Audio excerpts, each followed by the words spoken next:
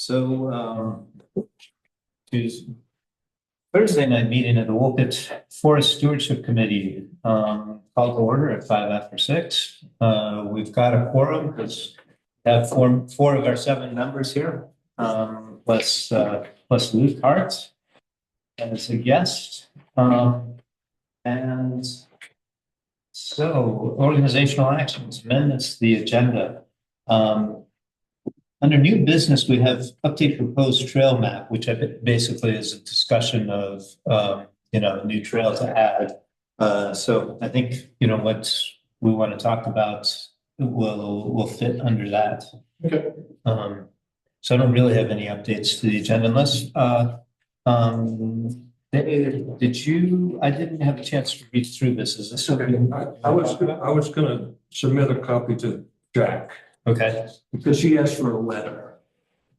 Uh-huh. And there's a copy for you for the Wolcott town. Okay. And the topic is work for.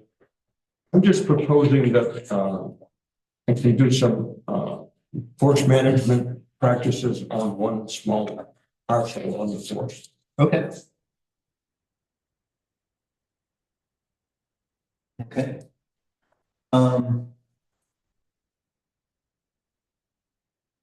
And Roger, what's the stewardship plan final draft documents? Is that? I think this is what I was just going to call out that he sent those documents to us, but it was only just to you and me. Oh, So they updated the file for the folder, and I think the soil remediation plan in there. gotcha. I just wanted to call it out for people that it was in the folder and they could review it. I don't think there's any significant changes that haven't already been discussed in there. But I just wanted people to know it was there because it wasn't sent to the group. Okay. What's a soil mediation plan? If I remember correctly, it was just simply the final report from Stone Environmental about the remediation that they had to do around the utility pole that was up on the Bedell parcel. They had to remove 12 inches of soil in a 10 by 10 space around it, and then do some more testing. And I think the results indicated they had to do more. And so this was the final sign off of their test results and approval by, I forget who the approving authority was. I can just read it real quick if you'd like. It says, this is from Caitlin, who is from the environment. She's the environmental analyst from the Agency of Natural Resources. It says the SMS has reviewed the corrective action construction completion report for the Wolcott Community Forest site. Has determined activities completed comply with the approved soil management plan, recommending this site for closure. Certificate of completion will be drafted and pending management approval will be issued. So basically saying that the remediation project is a success and then we can move on. Cool. With whatever our planned activities were. But that's all because of the creosote in the telephone. Yeah. Wow. Or something like oil spill from the transformer. Or I think from the equipment around the transformer, we're remediating the site or removing the equipment from the tower or whatever. I don't know. It wasn't. I thought it was transformer oil. Okay. Transformer. My God. I didn't know there was oil in those things. Yeah. Yeah. I mean, the creosote's definitely toxic. They changed it to copper sulfate, but. That's cool. Yeah. There's one telephone pole that's near my house. It still smells and it's like 30 years old. Yeah, you got some old ones. Between you and the center, there's one that's gotta be 100 years old, 200. That thing is ancient. Right. Okay. So, okay. Well, that takes care of item C on new business anyway. But we're still in amendments to the agenda. Anything else we need to amend? Hearing nothing, then next topic is approving the minutes from the last meeting. It looked good when I read them over an hour ago. I read them over a couple times. I had to group it together from the video. Okay. Are you still muted? Yeah, I'm here. Okay, just wanted to make sure you I'm were here. live for the vote. Any comments on the minutes from our last meeting? I'll take that as a no. I move to approve them. We don't need a second. Seconded. Okay, Kate, seconded by Kate. Discussion? Hearing none, all those in favor? Aye. Aye.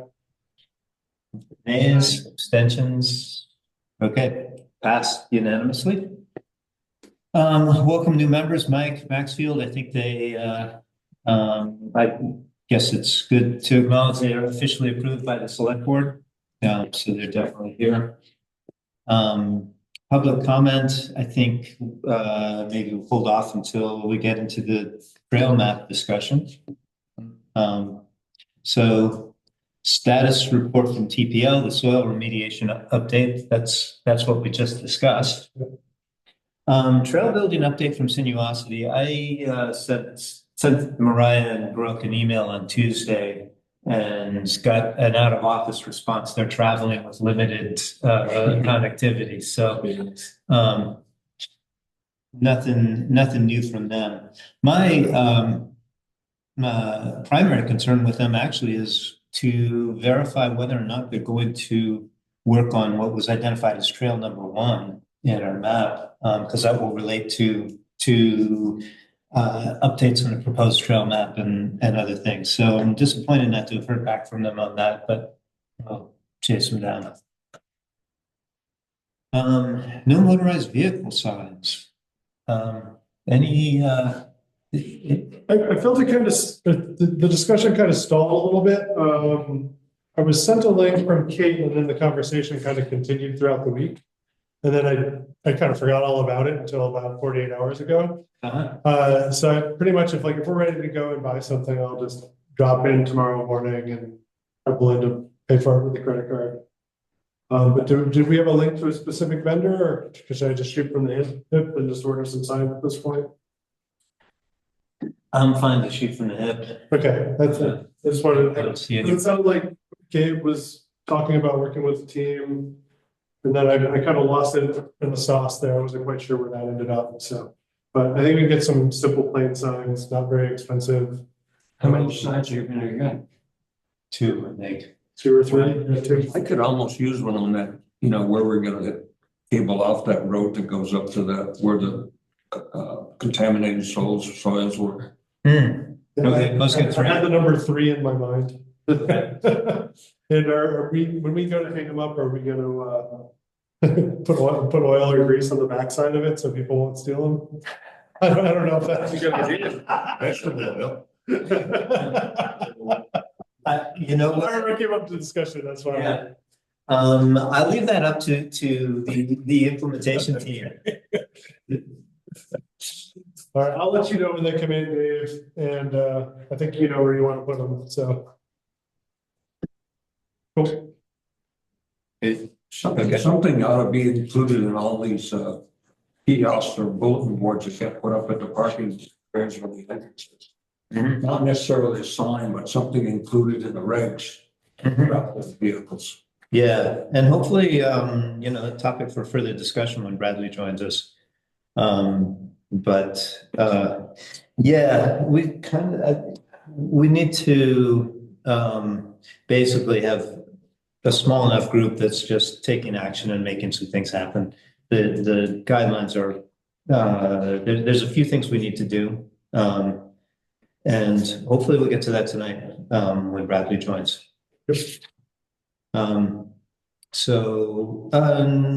Further other things related to that.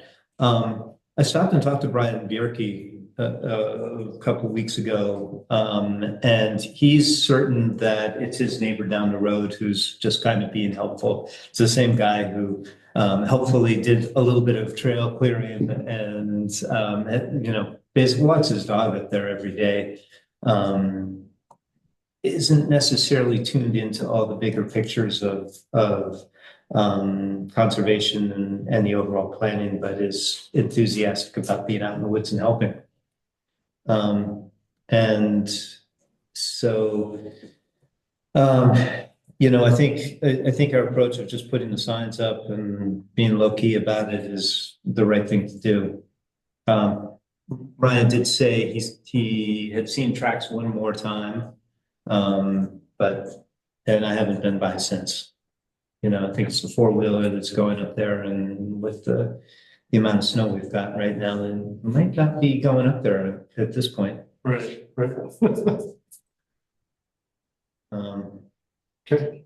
And what else? This weekend I was up in the Newt land at Woodbury Mountain, and they've got a sign right outside their parking lot with their name in fine print, but it says absolutely no motor vehicles on a big yellow sign. Whatever we come up with, it'll be fine. Yeah, I figured just get something up, and then when we get our kind of branded materials, for lack of a better term, we can always just swap them out. Then just have a couple extras in the shed for whatever use comes up in the future. It's pretty universally applicable tool in terms of like moving a sign from one place to Did I read in minutes that the committee had voted on getting signs for the boundary? I think that's one of the things we're going to talk about tonight. Yeah, okay. When Bradley's here. Okay. But there's a whole like slate of things that we wanted to talk about and kind of see if there's a consistent kind of appearance that we want for him to kind of, so that people who live in the town can just automatically recognize it as being, oh, that's town forest, that's town forest. Okay. So instead of just the generic signs, we want to start programming the population to, this is forest land. This is like, there's some rules that apply here that don't apply maybe 10 feet over the property line. Yep. But yeah, just having that discussion. I think he has a few ideas. I think we want to do like the last, like pass the hat around for ideas before we really mobilize. But I told him we want to get that website pretty much where we want it by town meeting day. So he's, okay. I think he's, because we said we wanted to use the website primarily for volunteer drive at this point, which is essentially one page of assets. And then just making sure that the things we want to present, kind of like our game face will match materials that we present on the display board and other things at the meeting, so that it kind of all links together.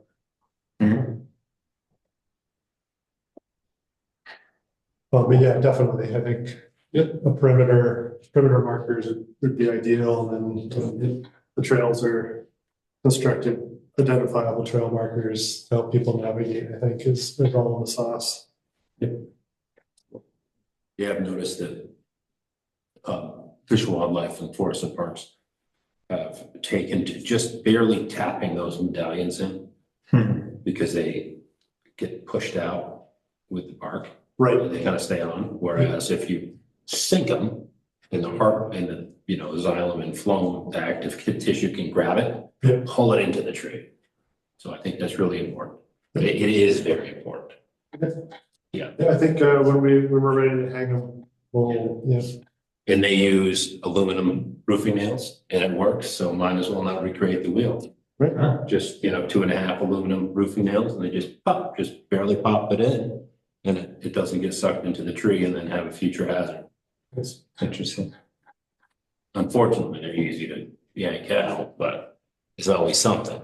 Yeah, there isn't a sign that's been created that can't be torn down or asked over. Go visit your buddy's garage and they're like, yeah. Okay. Oh, There's my sign. Yeah, exactly. Cool. Well, without Bradley, Do you want me to? Do we want to? Because I looked at the map with the proposed new trail on it. Put it in there a couple days ago. what did I put in? So Just up to the pond, I guess. Oh, no. I have failed on a couple of things. But it's not, read the minutes a couple hours ago. So Jack Travelstead and I took a walk a couple of weeks ago through pretty much precisely where I think a trail should go. And he seemed like he was very much in agreement with it.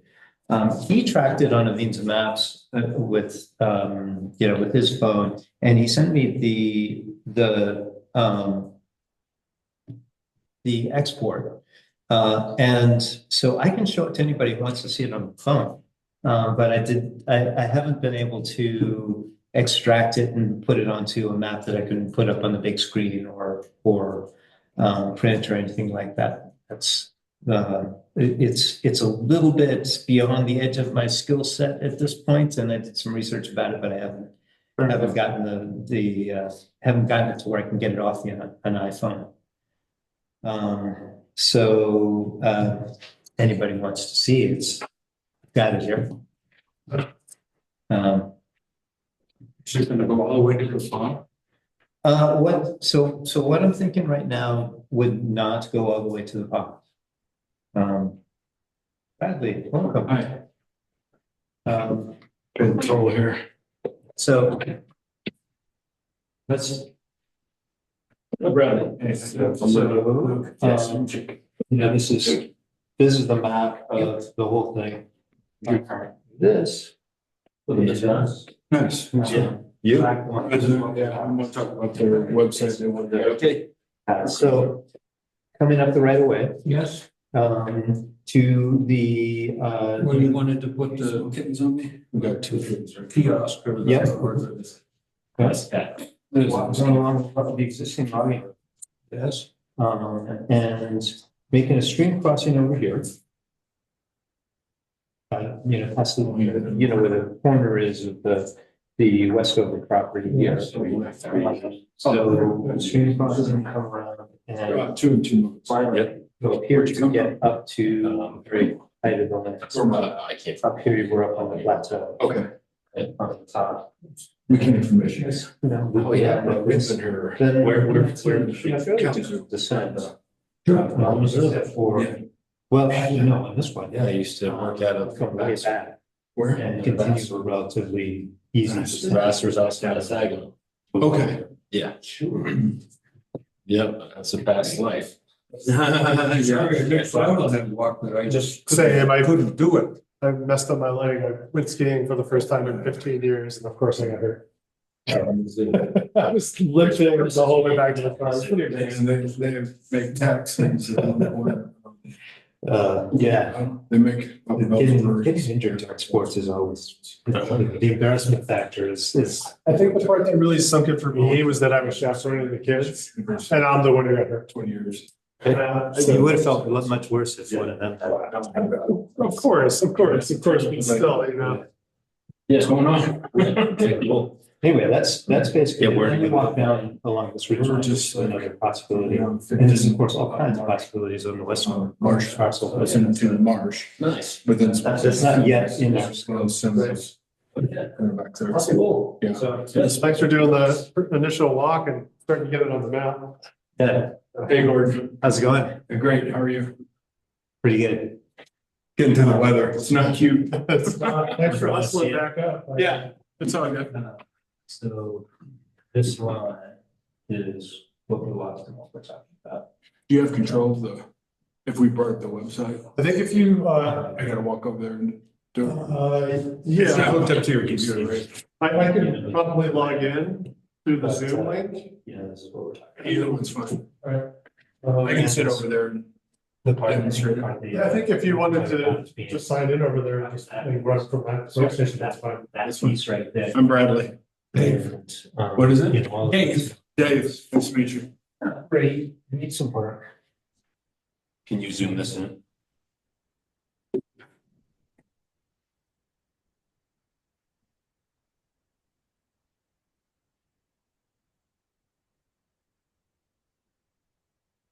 Yeah, so the LiDAR hill slope, like LiDAR, you can show in a bunch of different hill slope or shades based off a digital elevation model, and then they'll, run that through whatever they want. The hill slope, for some reason, it shows,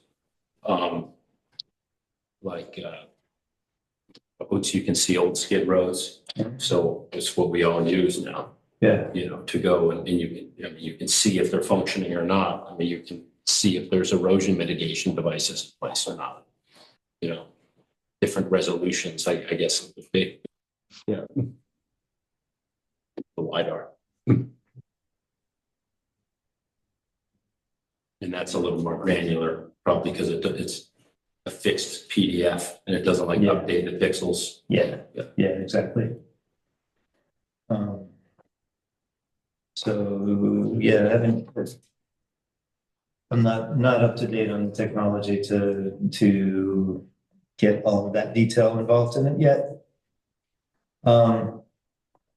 So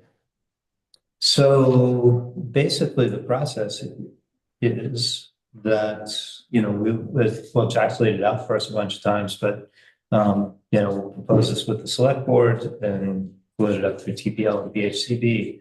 But relative to that, Luke gave me a call, sometime back, a little while ago, pointing out that the logging roads that are there have, some pretty significant erosion, and are in need of some mitigation. So that obviously has carries some expense. The degree that it's questionable whether we might try and do some things with volunteer labor, but realistically, what's there is, we might as well get some equipment to do it right. It's at least an approach to start with. So Luke was suggesting that it could be combined with forest management activity that would be beneficial to the forest and something that we should consider as part of, work on a trail.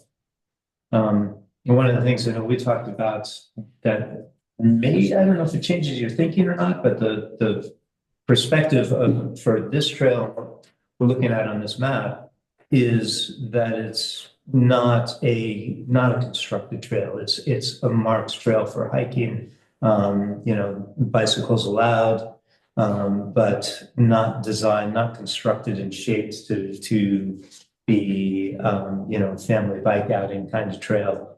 But routed, with the mindful of erosion possibilities and that sort of thing.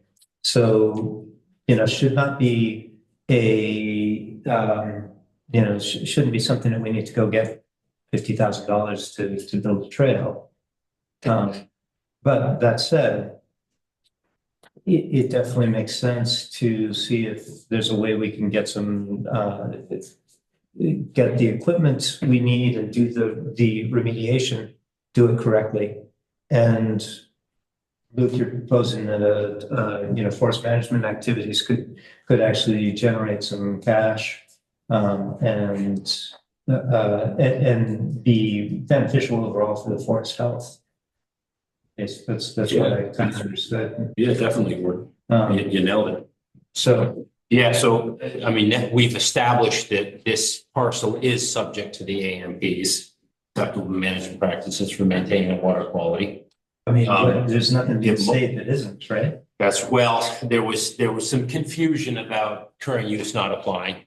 All right, so if a parcel is enrolled in current use, it has that lien on the book and page, you're required to follow the voluntary AMPs. That stands for this parcel. And we should anyway. It's just the right thing to do, especially being right above the river, and the transparency of this trail system. And it keeps that infrastructure in place so it doesn't continually erode. Oftentimes you can create a multi-use trail network that benefits everybody. And if there's some silviculture practice, which is certainly a possibility for this parcel, it can generate significant income to the town without any loss to ecological attributes. Actually a gain, increase the overall yield of forest products, increase the carrying capacity for wildlife, and increase the diversity of structure for our enjoyment, whether it be biking, bird watchers, a broader range of uses. But it also makes us available to get additional funds. There's some funds that are going to be available this coming year for reclamation of forest roads prior to entry. So that's that logging infrastructure. That's landings and those things the town could get.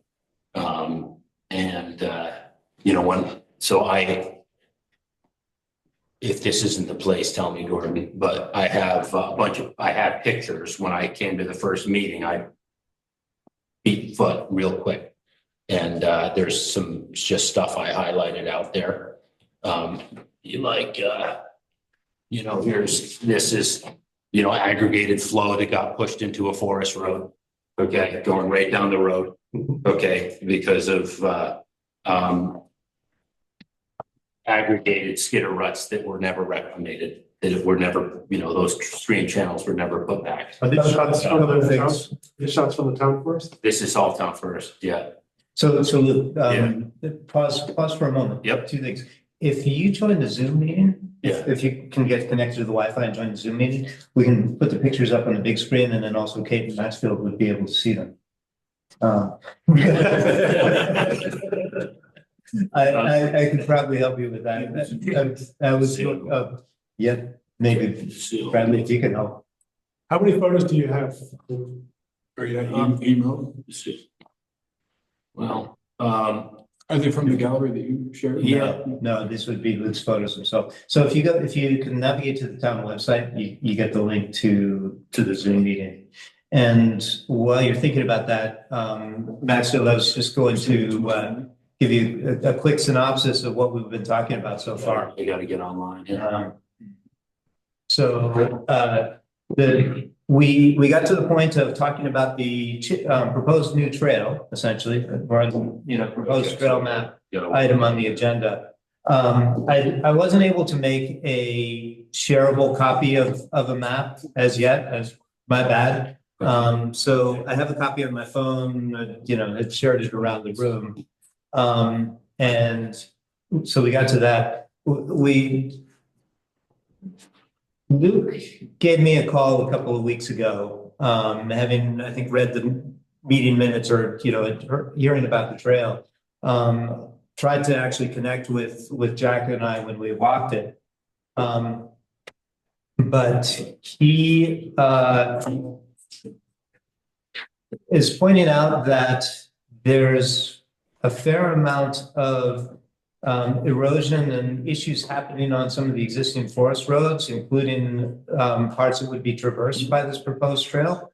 And so he wants to make sure that we're taking care of the compliance with acceptable management practices, AMPs, for the erosion and stuff on the forest roads. And we're discussing ways that we might get funding to do that with equipment and not just try and rely on volunteer labor to do it. So in that light, talking about the possibility of forest management that might generate some cash. So I think that gets you up to just about the moment when you joined. So in terms of the traversing of the proposed ski bike path, we're looking at shoring up all of the forest access roads, regardless of whether they're traversed by this proposed trail system, or are we only focusing where the proposed trail system crosses existing forest roads? Open for discussion. Where? It'd be nice if we could do that, but that's a pretty high bar. Reclamating all the forest road infrastructure on this parcel, that's a really high bar. Yeah, that's a multi-decade endeavor. Yeah.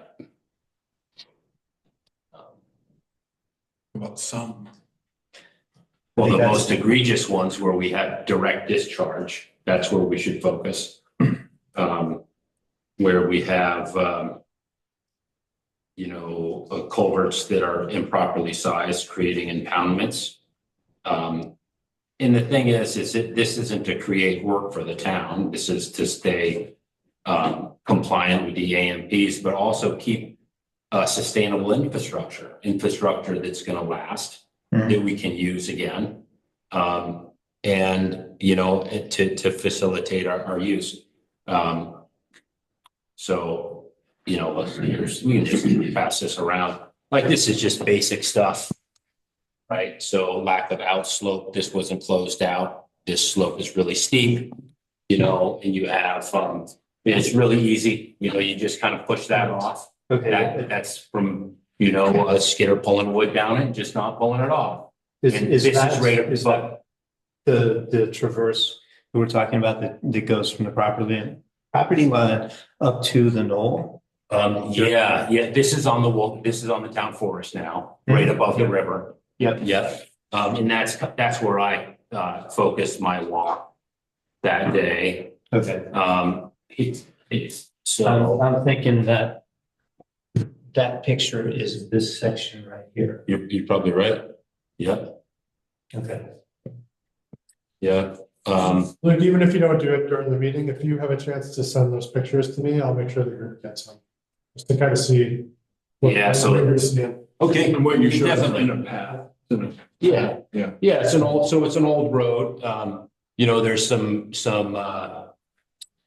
geotechnical kind of basic rules we follow on forest road infrastructure to mitigate any possible chance of discharge or aggregated flow. When we have aggregated flow, high velocities, it increases that carrying capacity of the water. We just want to distribute that water so it's not able to, you know, pick up material. We've got places on there where we've got these 4-inch culverts where somebody put in old sewer pipe as culverts.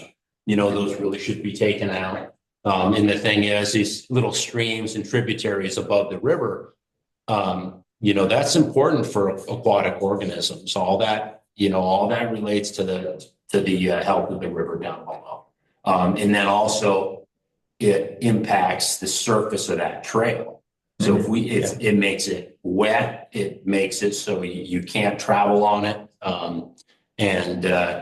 You know, forest management requires that those roads be brought up to a standard, and that standard would involve getting rid of 4-inch culverts that immediately plug, and that actually create an impoundment in the waterway.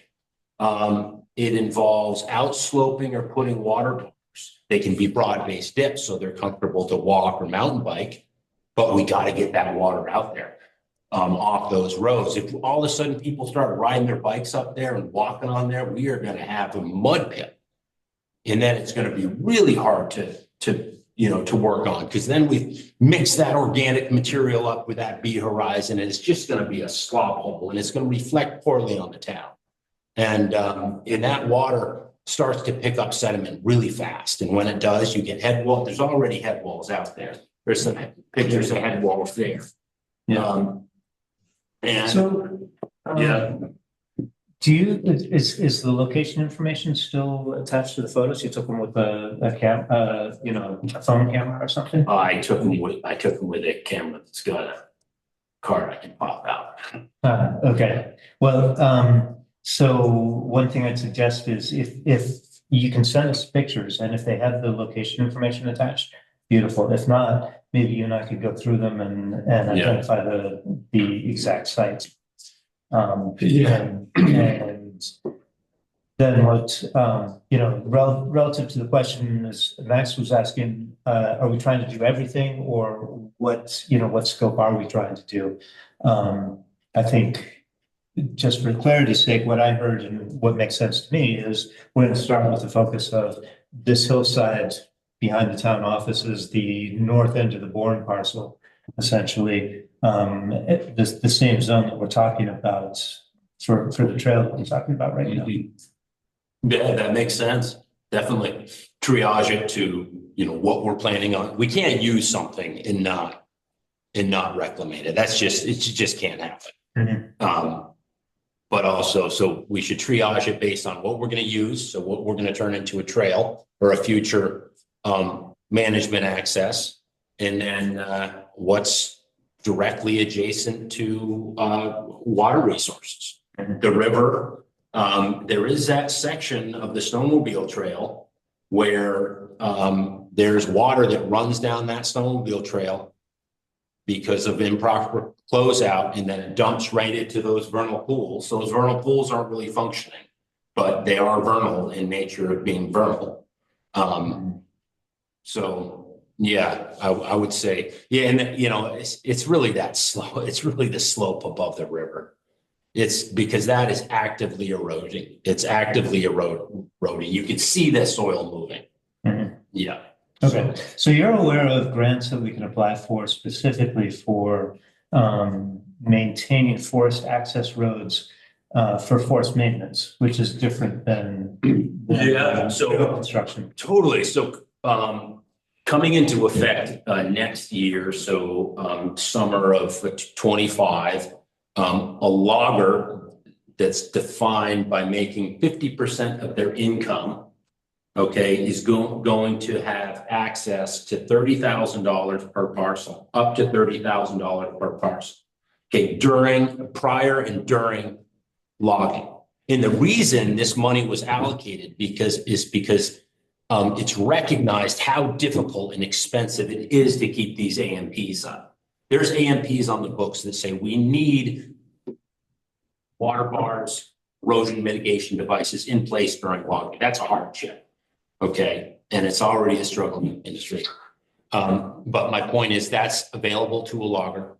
So if there was forest management activities that happened on this parcel, that logger would have access to those funds. Now, those funds are the use is supervised it's supervised. That's still kind of. But there's going to be hires to supervise where that money is spent. So the state needs to hire people. Exactly. Yeah, there's going to be a regulatory force that says, okay, there was X amount of dollars allocated towards this parcel. Yep, there's definitely roads here that need this reclamation in place, taking those incised roads and outsloping them 2%. Okay, taking that 4-inch culvert, pulling that out, putting down some woven geotextile, trucking in some 8-inch minus, making a stable ford, taking a landing access is important. So the question would be, do they have to do logging essentially on the roads that they fix? Does a logging operation and the road fix have to be in exactly the same place? It would make sense that they do. I believe it's supposed to be. I believe it's supposed to be part of the harvest operations. Okay. Yeah, it needs to be part of that. And so Emily's plan, it very clearly says that these need to be addressed. So it's current use is aware. Yeah. The question is, question I have, and I don't mean to monopolize the conversation. If anybody else, speak up. But having looked at the forest management plan, and with, I know you've walked out there. Yeah. Is there scope for forest management activities that would be beneficial to that forest in that same area? I think because my sense of it is it's been heavily cut, but it's been cut. Some sections have been cut. It looks like it's been high graded. Little pockets of pocketwood were taken out. But is there silvicultural justification behind that? I'm not entirely sure that there is. No, I don't think it was the best to execute it. The last harvest. Yeah. So you think that? Yeah, I've seen that. Another intrusion would be another entry would be a worthwhile thing to do for forest health at this point. Yeah, most certainly. I mean, those roads were not closed out. They weren't closed out. If they were closed out, we wouldn't have the issues with aggregated flow, 4-inch culverts. I mean, you don't do that. That's a problem waiting to happen. And we've inherited that, but we can make the best of it. some of these areas where there are little micro gaps, with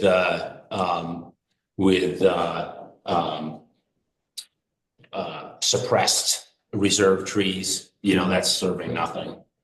Those, suppressed reserve trees should be taken out so we can get more sunlight on the ground and get a regeneration catch in there. Yeah. Yeah, I mean, Emily's plan really fabulous.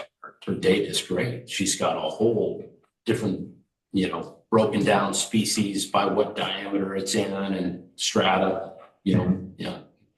Luke, 3 or 4 years ago, Rick Dyer said he was in charge of a program that was giving grants for forest roads. Yeah. He said that he could not get any money to build forest roads, Yeah. but he got all the money he wanted to fix problems.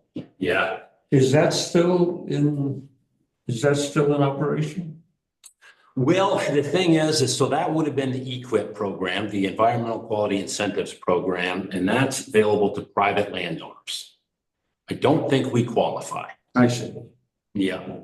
We do qualify for RTP recreational trails grants. And you can use that to reclimate. I've used that on town forests as a way to reclimate existing forest road infrastructure issues. That we had that application for that is due in the fall. So we could work on it during the summer. It would be a good thing to do. Staging the reclamation of those roads and as part of forestry operations seems to make sense to me. It would make the project, the town forest create revenue. People might be on board with that. So, yeah. And is there silvicultural prescriptions that Emily made in her plan? She basically said with each one of the stands, she said nothing required in the next 10-year time frame. We've since talked about stand 8, which is the pine here, and she's very much in favor of doing some remediation and timber stand improvement work or whatever. Things are too close, and that stand would benefit from something. So nothing's required, but there's you can see the stocking and there may be room for doing something else. Because relative to the stocking charts, most of the hardwoods is quite stocked. Mm-hmm. I'm not sure why she didn't give recommendations. I think she's just kind of wanting the town to come up with their own management objectives. Our management objectives are recreation and forest health and revenue generation or active management is our lowest priority. Okay. So she wrote it from that perspective. Okay. Yeah, that makes sense. Which is that, so it doesn't preclude it by any stretch of the imagination, but she was, essentially saying, do you need to? Is it important from a forest health perspective to go in and do something? No, for the next 10 years, it's fine to build trails and basically leave it alone. Does that mean, she would be against it? I didn't get that impression at all. Okay. Yeah. So, So again, in summary, what the notion as I hear it is, we really should do something about the roads. If we combine, if we plan an entry for forest management activity, we have access to funds that can help us with cleaning up the roads, and it's worth considering doing that all together. Well, we have access to reclaim those roads from the logger also. That's part of the logger's job, basically. And the logger would also get funds from the state from this new pool. Yeah. Gotcha. I'm gonna pull up that management plan Okay. here. Yeah, so if we look. So my personal sense of it, walking around up there, and I invite other people's opinions as well. I think the area that we're looking at up on the top of the hill, there hasn't been any, there aren't stumps, there aren't skidder tracks and stuff like that. The last logging operation didn't really get up there. There's a lot of diseased beech that, might be good for firewood. There are a handful of really big ash trees that are going to get wiped out by the emerald ash borer, and it might be worth cutting before they get wiped out. Otherwise, to my non-professional eye, it looks like the loggers have come and gone already, and I'm not sure that there's money for a logger in it.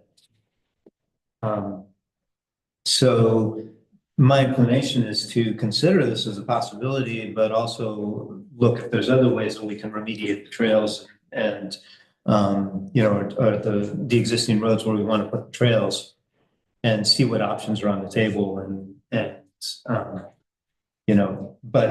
also consider this maybe for other parts of the parcel that will also have problems on existing access roads.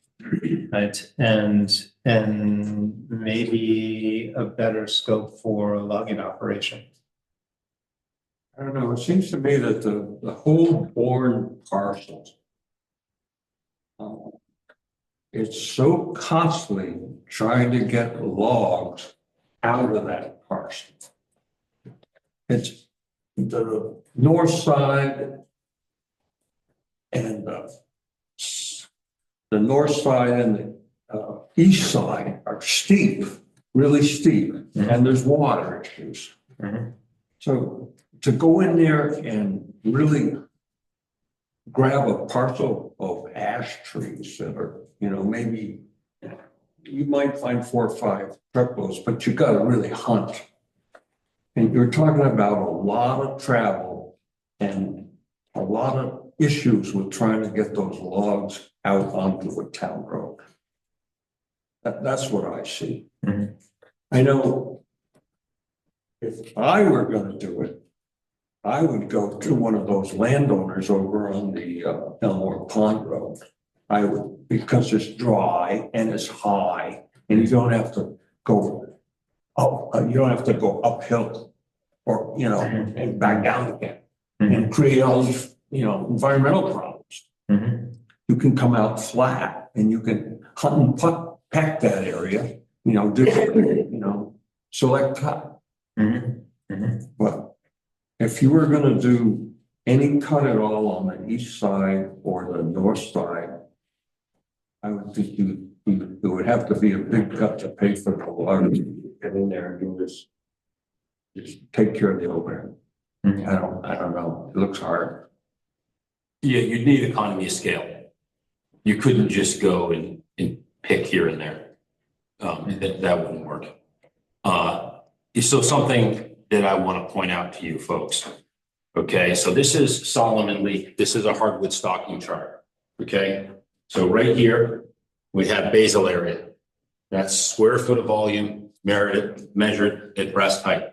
Okay, That's the y-axis. Okay, and right here we have the diameter. This is a mean stand diameter, which is pretty close to a quadratic mean that you see in the plan.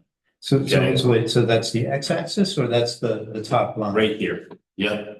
So this right here is, so we go from 4 inch, 5 inch, 6 inch, 7 inch, all the way up to 16 inch mean stand diameter. Then over here we have basal area. So we take these two numbers, run 100 out. If we have 100 square feet per acre, we'll run that out to what our stand diameter is. So say it's 16 inches, boom, we're right there. Okay, so we'd be above the quality line. That's where we want that forest to be. Okay. Mind you, this northern hardwoods chart specifies C line. So that's the minimum that that stand can be stocked at after an entry. That's after an entry. Okay, that's at 12 inches. Okay, well, at 16 inches, that's a 50 square feet per acre. Okay, that's residual. That's what's called C line cutting. In our state, we have Act 90. If you cut below C line cutting on a parcel greater than 40 acres, you're required to get a heavy cut permit. Okay, we've recognized that there's issues with doing that to forests. We've got to show civicultural justification or a release of understory regeneration. Now, so let's look at this. Let's go back up in Emily's plan and look at some of these stocking. So that's a mixed wood composition. Stand 11. We're stocked at 120 square feet per acre. That's quite high. Okay, fortunately, it's mixed wood. Softwood can grow healthy at a higher density. All right, it's got more of its biomass is in its boles. So that's the trunk as opposed to the canopy. All right, I'm okay with that. It's not going in decline. Let's go up to some hardwood stands. This is important we do this. So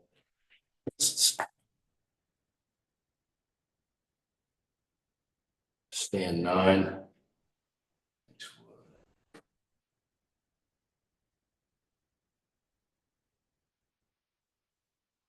All right, so let's just work here. Stand 8, I think is the pines. Yeah, so stand 8. So let's see what's going on here. It's 2.9 acres. Composition is 100% white pine.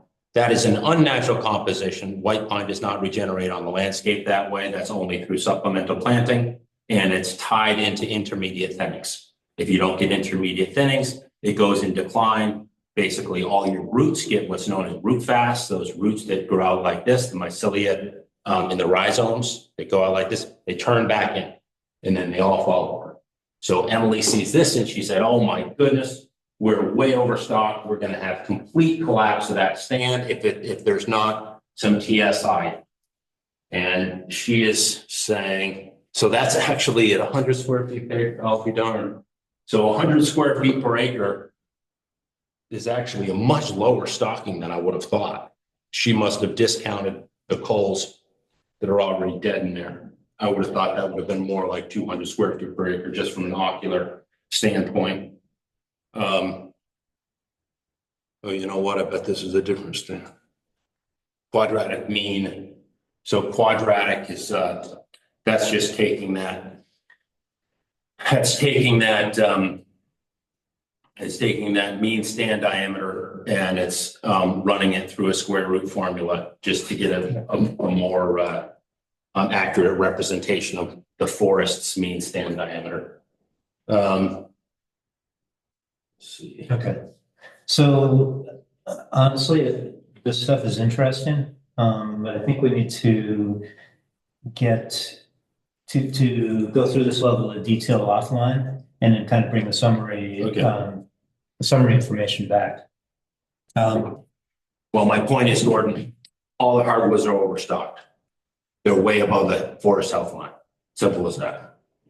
They're all overstocked. And we're obligated to follow the research that's been done by, research scientists that produce those silvicultural stocking charts. All the hardwoods are overstocked. Okay. Yeah. I know there's been some discussion about that pine plantation, and we're just waiting to meet with Emily and hear her recommendations. And I think we're ready to move ahead on that. Cool. Yeah, that one we should do. The hardwood overstock, that's interesting and again, tied to this discussion around trails, that would imply that we should be looking for places to forest management activity throughout the hardwood stands, across the board. But we do want to set a portion of, I think it's stand 3, set a portion of that aside for, to be managed for old growth characteristics. Sure. Which again, doesn't preclude having, having activities in the area. But it is a different purpose. Where do we go with this from here? I think what we learned from this conversation is there's pressure to do some other activities. There's the possibility for additional funding that can help related to trails, not exactly trail building, but some of the places where we want to put a trail and make it accessible for people would be impacted by this, and it seems like a good idea. For the trail itself, I think we need to take this, take this information under advisement. Another missing piece in the puzzle is whether Sinuosity is going to do any work there or not. If they are, they may be, it may be in their scope to address the issues that you've identified with the pictures in those locations that are, part of their trail, which happens to be the beginning of the trail that I'm keeping. So I think we can take this under advisement, and it's compatible with the idea of the trail. I think we should go ahead with proposing the trail, moving that proposal up through the select board and up to VHCB. Again, as a volunteer process, essentially beginning at above the areas of concern in the roads and the right of way and the Westover property. And essentially take those as two separate topics. Well, the silviculture should happen before the trail building. It's going to become a lot more difficult to put in your trails after. Or before, yeah. Because then somebody comes in and. Well, yeah, and then it's just you're not gonna, and then also the silviculture is gonna reclamate trail infrastructure. Mm-hmm. Yeah. At this point, I'm not talking about a lot of trail infrastructure. Okay. Talking about ribbons and what can be moved with a lopper, Okay. Making Sure. a handsaw. Yep. So, that is, a bridge perhaps, but again, lightweight footbridge kind of thing. So, Yeah. I think there's room for both. My experience is you should do the silviculture first. Yep. And then go and put in your trails, because then you have funds, you know what those funds are. Mm-hmm. You've identified the existing issues, and then any associated logging stuff has been dealt with. It's been closed out. You're obligated to do that.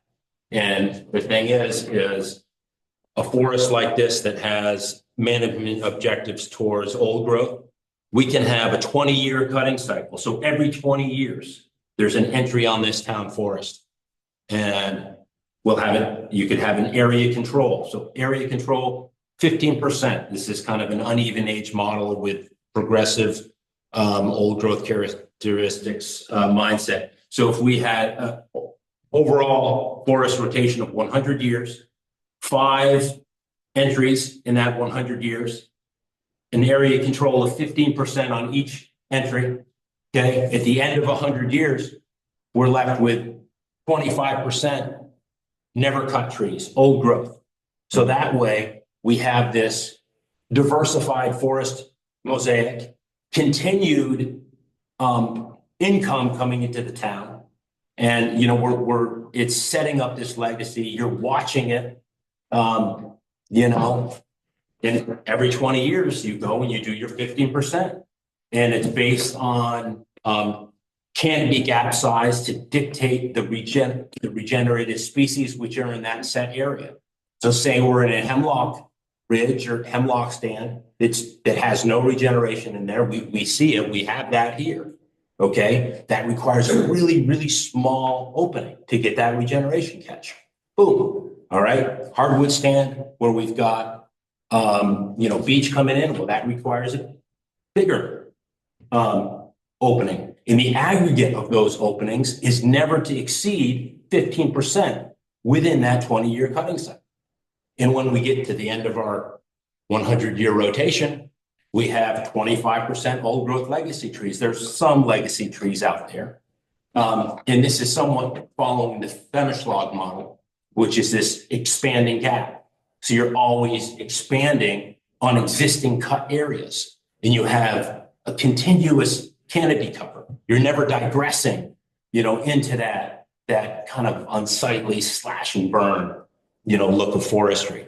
And the time is now. This is when we do it. We need the money to put in that infrastructure. I think that what we really need is a clearer picture of exactly what you're talking about in terms of setting up that infrastructure, because there's going to be some trail building that takes place between now and the ability to lay all that infrastructure into place. Yeah, And I understand that they're both complementary goals to a large degree. totally. But I don't think that anything that you're describing is undesirable, but at the same time, other than, it does need to come down a little bit to like the specifics of like which areas, in terms of creating that type of the resources or the landing pads or anything like that that would be necessary to achieve this, or to, what kind of real estate would that require? Will we have to work around kind of, how does that overlap? We go through that management plan, and we look at that existing basal area, and we look at that quadratic mean Stein diameter, and then we go down to the stocking chart. And where we see that it's overstocked, it's in decline as a result of human manipulation. That's our signal, boom, to go in and do some kind of entry, and to have an entry that's compatible with trail building, nice aesthetics, wildlife. That's where the canopy gap, 50% area control would come into play. Yeah. I mean, there's a lot of woods out there. There's places we can be working on the forest infrastructure, and the back portion of, it's in the back, southwest portion of Bedell, and have trails and recreation here in the north. Well, the thing is, the trails and recreation aren't a bad thing; they're a great thing. Mm-hmm. Forest management is not a bad thing; it's a great thing. It needs to be visible. We need to see this. It shouldn't be in the back first. We could say, hey, look at this. This is forest products we're generating. We're generating trails for people to walk on. We're regenerating habitat for neotropical songbirds. We're creating browse for white-tailed deer for the people who like white-tailed deer. I mean, it's a good thing. This town, there's a lot of history in forest management in this town. All of forestry products. Yeah. I don't know about forest management, but I'm chuckling because I'm thinking of the lumber mills that used to be here that, you can see the pictures. Totally. Where are they? And these woods have been, there's been a lot extracted from the woods around here. Mm-hmm. That's where we have a lot of experience on how to do it right. Mm-hmm. Yeah. There's a lot of work out there, a lot of research, a lot of examples. Yeah. We know what to do now. Yeah. Gordon, I'm all for the trail, but has the FEMA buyout actually taken place on Westover? Westover? I think it has. You think it has? Yeah. Okay. So 95% certain. The other access problem is the sugaring lines. What's going to happen with those? I think they have a, You do? they have their line to continue using. Cool. Yeah. Okay. And then, on the right of way that's there, they're not in the way. On the right of way, yes. And the major artery, the sugaring lines, there's a couple of feeder lines that cross it. There's a couple of places where, the main lines are at head height, and it's two places where you'd have to duck under them. think the person who's sugaring would rather we didn't touch them at all, but I think I think if we needed to move through them, it's not like we'd be totally disrupting his whole operation. I know you can do sap ladders. You can use quick disconnects and actually take it down in the, except for sugaring season. There are ways of getting around it. It's just, you got to coordinate with the guy. Yeah. But there are ways, and the actual access up there needs to be planned and taken care of really before we.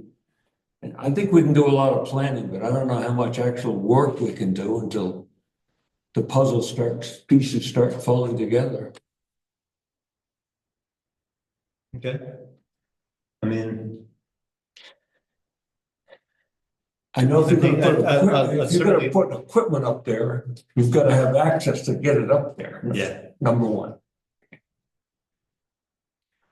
So You also don't want it to be coming up the next year and destroying what you just did. yeah. No. And that's a 20-year rotation, that gives you time. But although the little single path trails that you're talking about, that might be kind of a different scope. The reclamation of those forest slab roads, that's not really a single track, pretty high speed. I know the last year. Yeah. The last year their forester had planned a logging job on the Bourne's property. They started in, and 4 or 5 days after they started, Tammy Westover shut them down from using the landing. So everything was just shut down after they'd worked for 1 week. So, I know they understood it was why things weren't closed out. like a quarter or something like that of the intended logging never got done because of. Yeah, so it's highly likely that they never even met the silvicultural parameters of the harvest to begin with. Because oftentimes you'll kind of spread out your work. Okay, let's get this species, boom, boom, boom, boom, boom, and satisfy that. Yeah. So how much work does it take for us to get to a place where we've got a plan and we can actually start applying for grants, looking for a logger who can apply for the grants for the trail build, for the road reclamation stuff, and actually start thinking about trail building? Yeah. Right now people can go out and start walking around on the land, and we acquired the land as of late last summer. There's going to be the trails that Sinuosity is building, and we're looking for having some kind of opening celebration, summer, fall timeframe here. The questions come to me from time to time. What's the plan? When can we get out on trails in the town forest? How do we access it?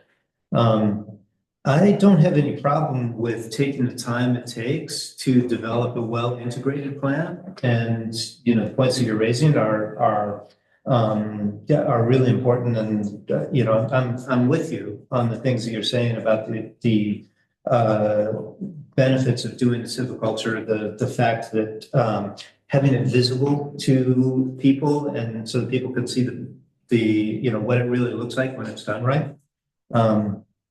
100% for it. If we want to hold off on any kind of trail building, even the simple stuff that I'm talking about, how long do we have to hold off? How can we? What's the reasonable path for us to get to a point where we can actually get started with activity? Well, I'm not sure we have any summer ground on this parcel, on the Bourne parcel. It's pretty much all winter ground, wouldn't you say? Yeah. Yeah, there's summer ground over there, not over here. So it'd have to happen in the winter. Mm-hmm. So we'd have to draw up what's known as a prospectus, basically an outline of what a contractor would be required to do. And so what equipment do they need to have? Okay. What are they going to cut? Are they going to cut by prescription? Are they going to cut by paint? Are they going to pay? Is it going to be a unit price sale? So it gets paid for as it comes out, kind of like your property. Is it going to be Is it gonna be, are they gonna buy the timber on the stump? Yeah, I don't think so. So we have to get an overview of the harvest. Yep. Okay, once we have that, we need to have the And stuff, so that's the thing we need to do. Yep. How much effort is involved in doing that? How much elapsed time? not a lot. Okay, Yeah, I could do it in an afternoon. Okay. I think that the effort is getting everybody on the same page to agree to it. Yeah, but so once that's done, then we need to solicit loggers. So we take a grouping, at least 3 loggers that we know can do this work. And it also needs to be posted in the public, probably the general store and the town clerk's office, warrant in the paper. Okay, and then the solicit bids. board, it needs to review those candidates and say, okay, you get the contract, and then they get a contract. Basically, it would be, that would have to be, well, the towns that I've worked with, it's a select board who signs the contract with the contractor. And then there's the oversight and the layout. So, it would ideally be as easy to execute as possible. And I would hope that we can get some assistance from Emily Potter to help with this. Oversight and layout, this is the actual execution of. Yeah, so there's. Okay, so let me see if I got this. We need, say, 4 hours of a professional forester to draw an initial plan of, what did you call it, prospectus? Prospectus, yeah. Draw up a prospectus. Emily should do that. Okay. If she needs help, I can help. And I guess I have a question about that. It's how much, do you need to be, you can do that with, looking at the stocking maps as they are and, Most just certainly. reading them? Well, Okay. certainly, you just have to be transparent about, what you're presenting. Yep. You can say, this is pretty rough. This is based off a basal area cruise, and we took this basal area cruise and we extrapolated that to say that there's, X amount of board feet, but that's what's there. It's, give or take 30% is the best we can do. Okay. We're not going to pay for a timber cruise. That's not, so just, you got. So that's the other option. There's another option, which is a timber Yeah, cruise, which you can go is, through and do a timber tally each tree, look at it, okay, this is the diameter, this saw logs, blah, blah, blah. But, I would assume we'd be cutting a lot of junk too, because it's a silvicultural basis. This isn't a sale that we're not, we're not a procurement operation. Yeah. Supplying a mill a product that they need. This is forest management, holistic. It can be as loosey-goosey as we want. We just need to specify what it is. Yep. Be like, this is based off this plan. If you'd like to see this plan, you can see it. We're going to do a 15% area control over X amount of acres. Okay. And in the gap size, it's going to be between 1/10 of an acre and 1 acre. Mhm. And a forester is going to flag it. Simple. And you need to cut what's in those flags. so half a day from a professional forester, we can probably get Emily to do it. Yeah. Elapsed time would be when she could fit it into her schedule, so it might be a couple of weeks. In a couple of week time frame, we could get that done. Then posting, collecting, identifying loggers, collecting bids, getting that all evaluated by the select board and approved to go forward. That's would we need professional support to do that? We need. No, we you need to be very Michelle careful. or somebody, we need the select board and somebody who's like on top of it. Yeah, I would definitely, want people who know the industry. It's a small state. There's some people that we absolutely do not want on this town forest. Mhm. And the industry knows who that is. So, Emily is fine. But, that needs to be careful. You just, it can really make or break it, picking the right or wrong contractor. I would give preference to certain people. I'd say, a logger from the town of Wolcott should definitely, have some points allocated because of being a resident of Wolcott. Mhm. But maybe the fact that he doesn't or she doesn't have an excavator to do quick closeout, brings it down a couple points. Mhm. Develop some type of transparent raking system. So somebody can't come and in the back door and say, oh, that's actually Uncle Fred you hired. Yeah, great.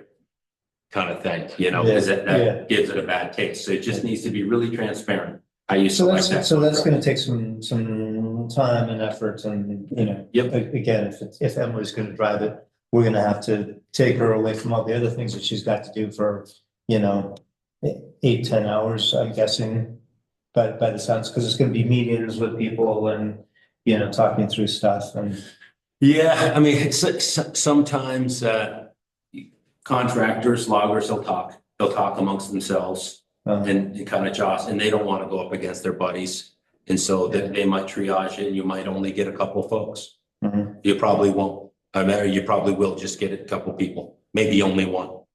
Yeah, but at least you need to put that effort. And I'm sure everybody's got somebody in their mind that's a really good logger.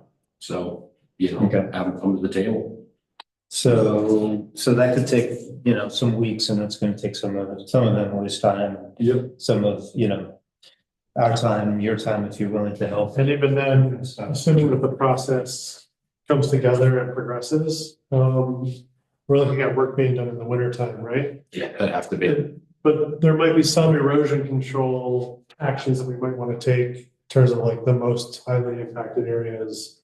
Most certainly. Yeah, in good point. advance. So I want to make sure that we're not missing an opportunity this season to at least address the most pressing concerns that you've brought up earlier in the discussion. Yeah, so this new allocation of funding coming in, that would be implemented during the dry season. So, August, September, they would have funding to go and close out some of these access roads that have aggregated flow, either get rid of or replace the culvert, the little 4-inch jobbers that are actually impoundment, stuff like that. So yeah, good point. So the sooner the better. And that would all be in the prospectus that they'd be required to do that. And yeah, I mean, we'd want to take some money and put in an escrow too. I mean, you need that. Not enough that it's a hardship, but you need something. So if things go south, you have funds there to go and clean up, close shop. Yeah. I've got a couple of things. The surveys don't want us to have large scale logging, Luke.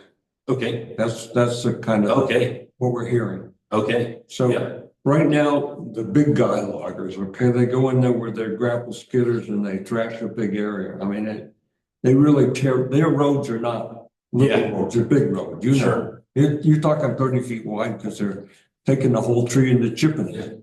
Because that's the only way they can make any money. Yeah, I'm not sure a biomass operation is appropriate for this forest, this parcel. I agree. Yeah. Now, the hardwood mills in Vermont are shut down pretty much. It's a tough market. Johnson, they're gone. Yeah. The tariffs are coming in, so the logs going to Canada are going to disappear.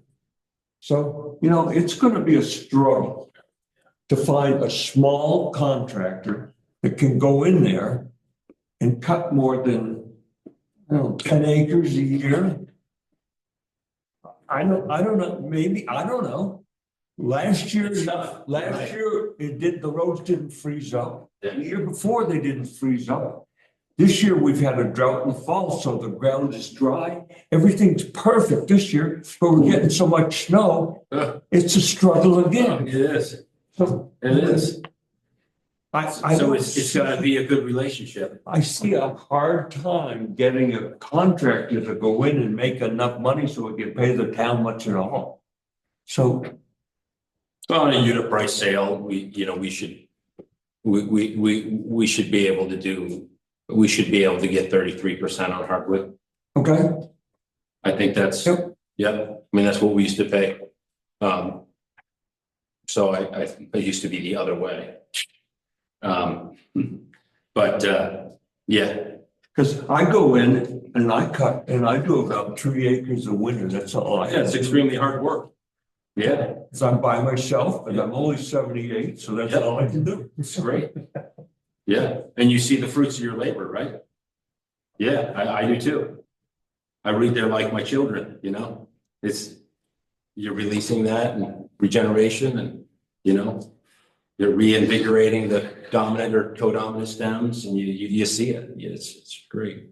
So yeah, it requires a good relationship with a good contractor. We might not find anybody. It's very possible, but there's some things to sweeten the deal.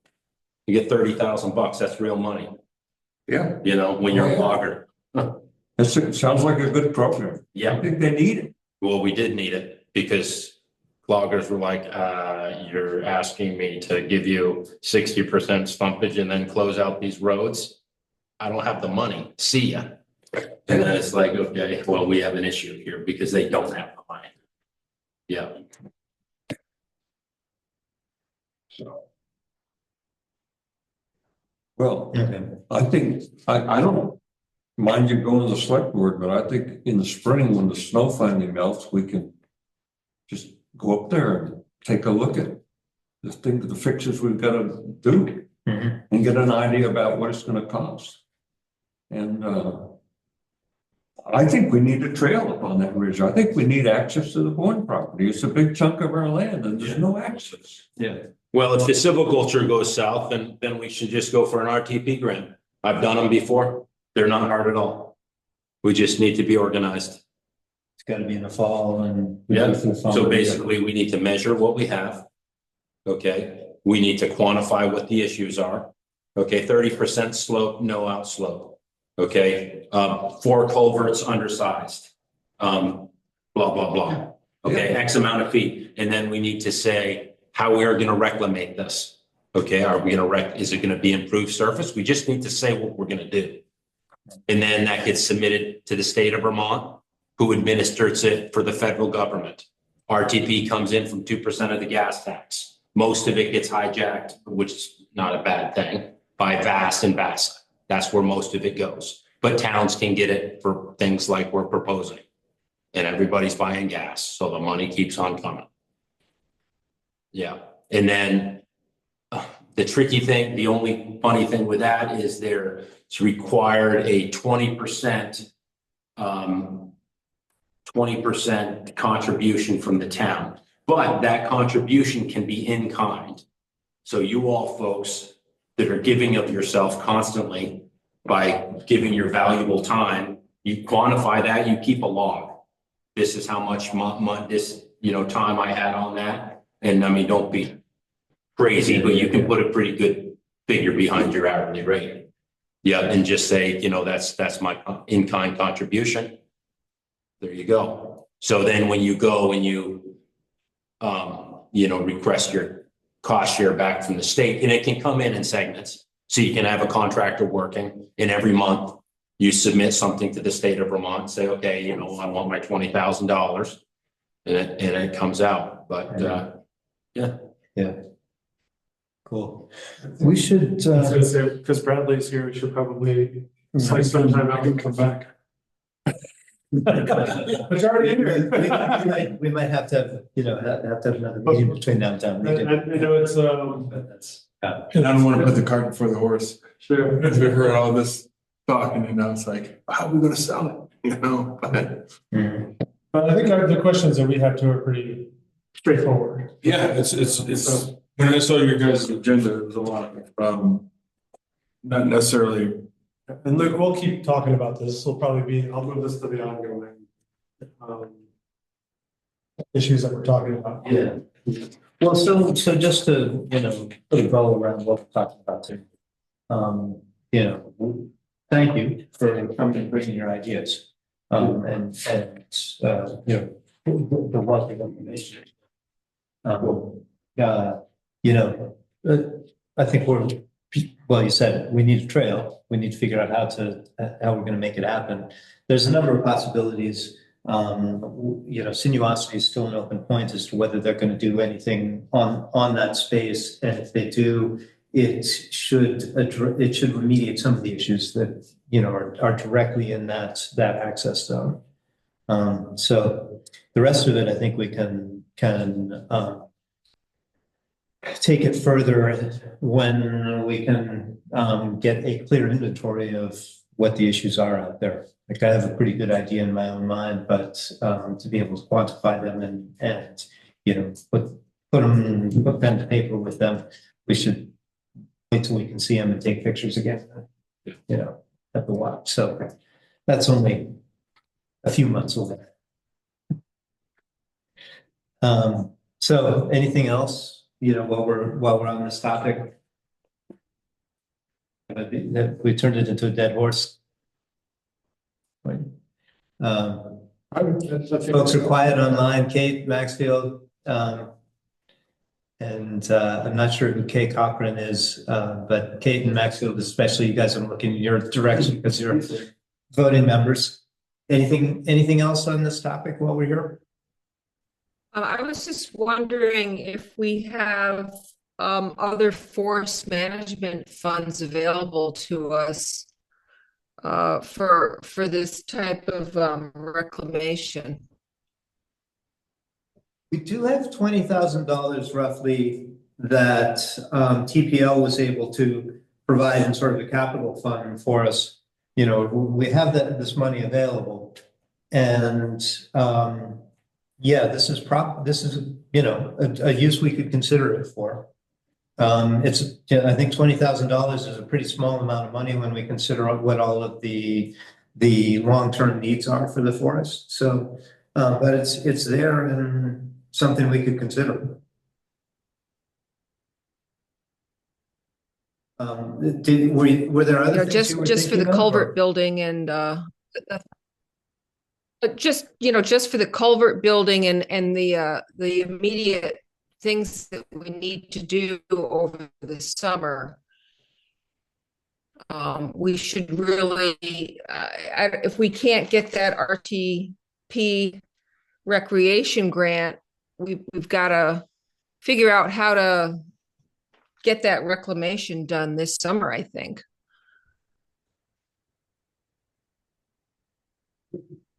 Yeah. You know, beyond the silviculture, I mean. Yeah, if anything, go through and pull out those impounded culverts, get the streams flowing again, blow a couple water bars in quick. That we could make a little, work needed posting and see if we get any offers. I mean, there's excavation contractors all over with little minis. That's all we need, little, 12,000, 14,000 pound hoe, just to walk through an area that we designate and say, pull all the culverts, put the stream back the way it looks upslope, crossing this road and water bar. And Emily could flag that. That's in her job title. She used to do that for EQIP. That was flag means identify what needs to be done. So flag the integer spacing for water bars relative to slope, things like that. Okay. So she'd like flag water bar, and that is definitely something you could do with that 20,000 figure, $1,000 a day for a mini hoe out there. Yeah. Mm-hmm. Okay. So, maybe start with a budget. Let's say 5 days. See what we can get for 5 days. Yeah. See who's interested. Yep. Yeah. And maybe it can be somebody passionate from the community. So yeah. Yeah.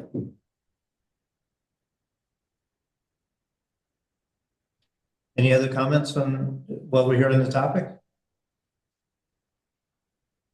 Shaking your head, Maxfield. I can just barely see you across the room. So sounds good. Okay, fantastic. Let's call that for the night on that one. So Bradley. You have an agenda. I can look at it. Yeah, it says design review, logos, signs, kiosks, displays, and website. Let me, do you want me to do a quick little intro? Yeah, go ahead. All right.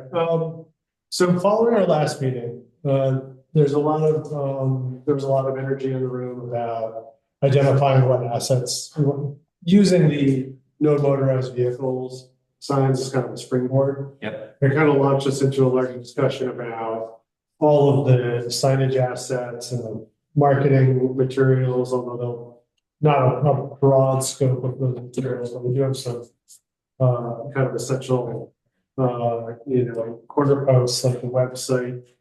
And I think in our discussion, part of it was just like, we kind of want to move that discussion forward and see what we're all, in terms of unifying a look or a presentation for the materials so that they can be identifiable as town forest assets.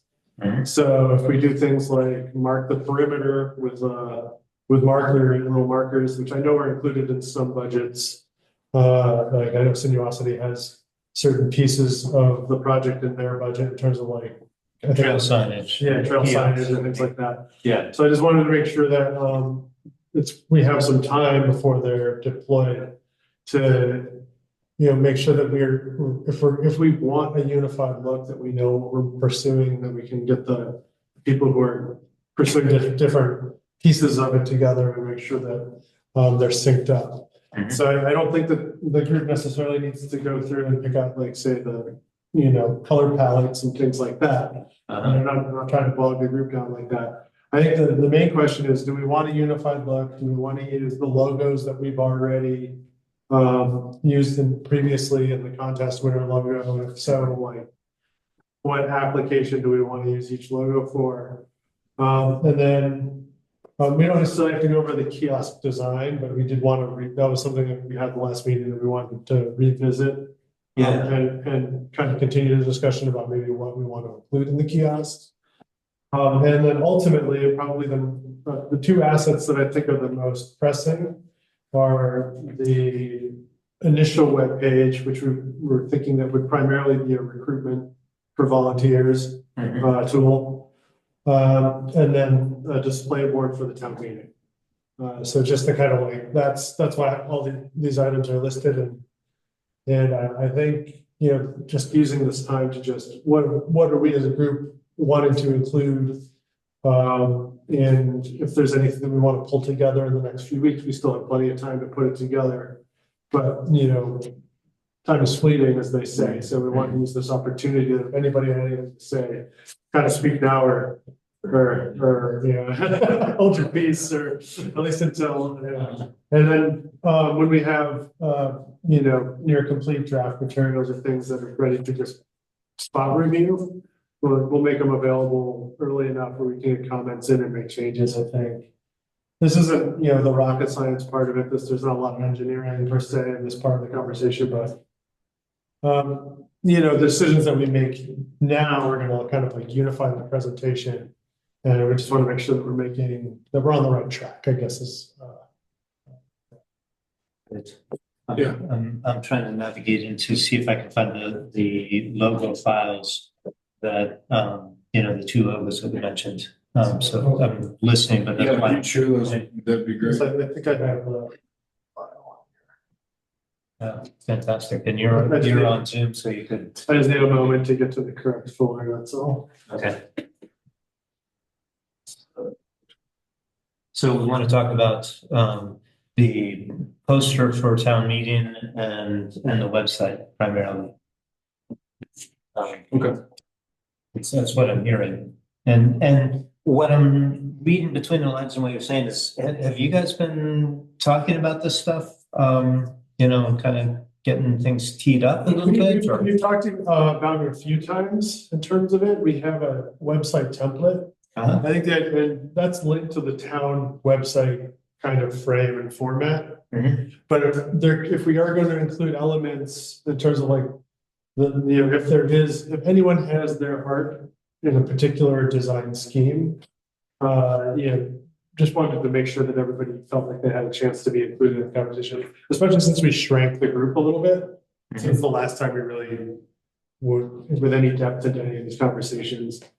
And then of course the required language, making sure that that's available. Yeah. Let me a lot of stuff going on my computer here, but I'll see if I can get this thing. So Sure. Bradley, do you build websites? I do. Yes. Gotcha. I have so this meeting I'm here, and it's partial discovery and partial show and tell. So I've got a degree in visual communication, and so that's kind of my bag, Maxfield demonstrated some visual communication with his thumbs up, and so it's rather simple, but at the same time, like Roger was saying, we want to get off on the right foot. So Don't use Zoom quite so often, so Go ahead. Yeah, so are you trying to go to the Woods page, the new one? That we kind of put together? Yeah, I'll get that queued up first. Yeah, if you go to Wolcott/Woods, I made a little shortcut for it. But this page is a little bit elevated from the typical members, minutes, agendas page, something that's a little bit more, not a sales pitch, but just trying to advertise sort of what we got going on. And that might be So you want to navigate to, you want me to go to a website? yeah, go to our I website. can do that. Or Roger, I just made it so that participants can share. So if you've got it on your laptop, you can start sharing. Otherwise, yeah, Brett, put this. Let's see. Actually, first of all, let me share the screen here. Roger, I assume you're not going to share. What just happened? There you go. Somebody shared it over there. Close your browser window. Yeah. Okay. Is that you, Roger? So I got a lot of things going on, so let me get these things that are not. Cool. Okay, password is great outdoors, all lowercase, no spaces. Okay. I found it. To be Landscape, can you guys see that? Have you seen the screen share? Cool. Okay. What was that little X here? This thing is, we have no control over it. Sorry, it's from text.my.gov. If I had more control of it, I would. But just ignore the slideshow. I don't really care for it that much aesthetically, but basically what it's just trying to do is give you a couple, action items. Honestly, slideshows really get overlooked. People scroll now, so it might just be a thing in the past. But what I would focus on is like, oh yeah, we want people to make a gift and support us and find a way to donate to us. Sure. We want that on there. How we display it, how we elevate it, how we do it. This will all change.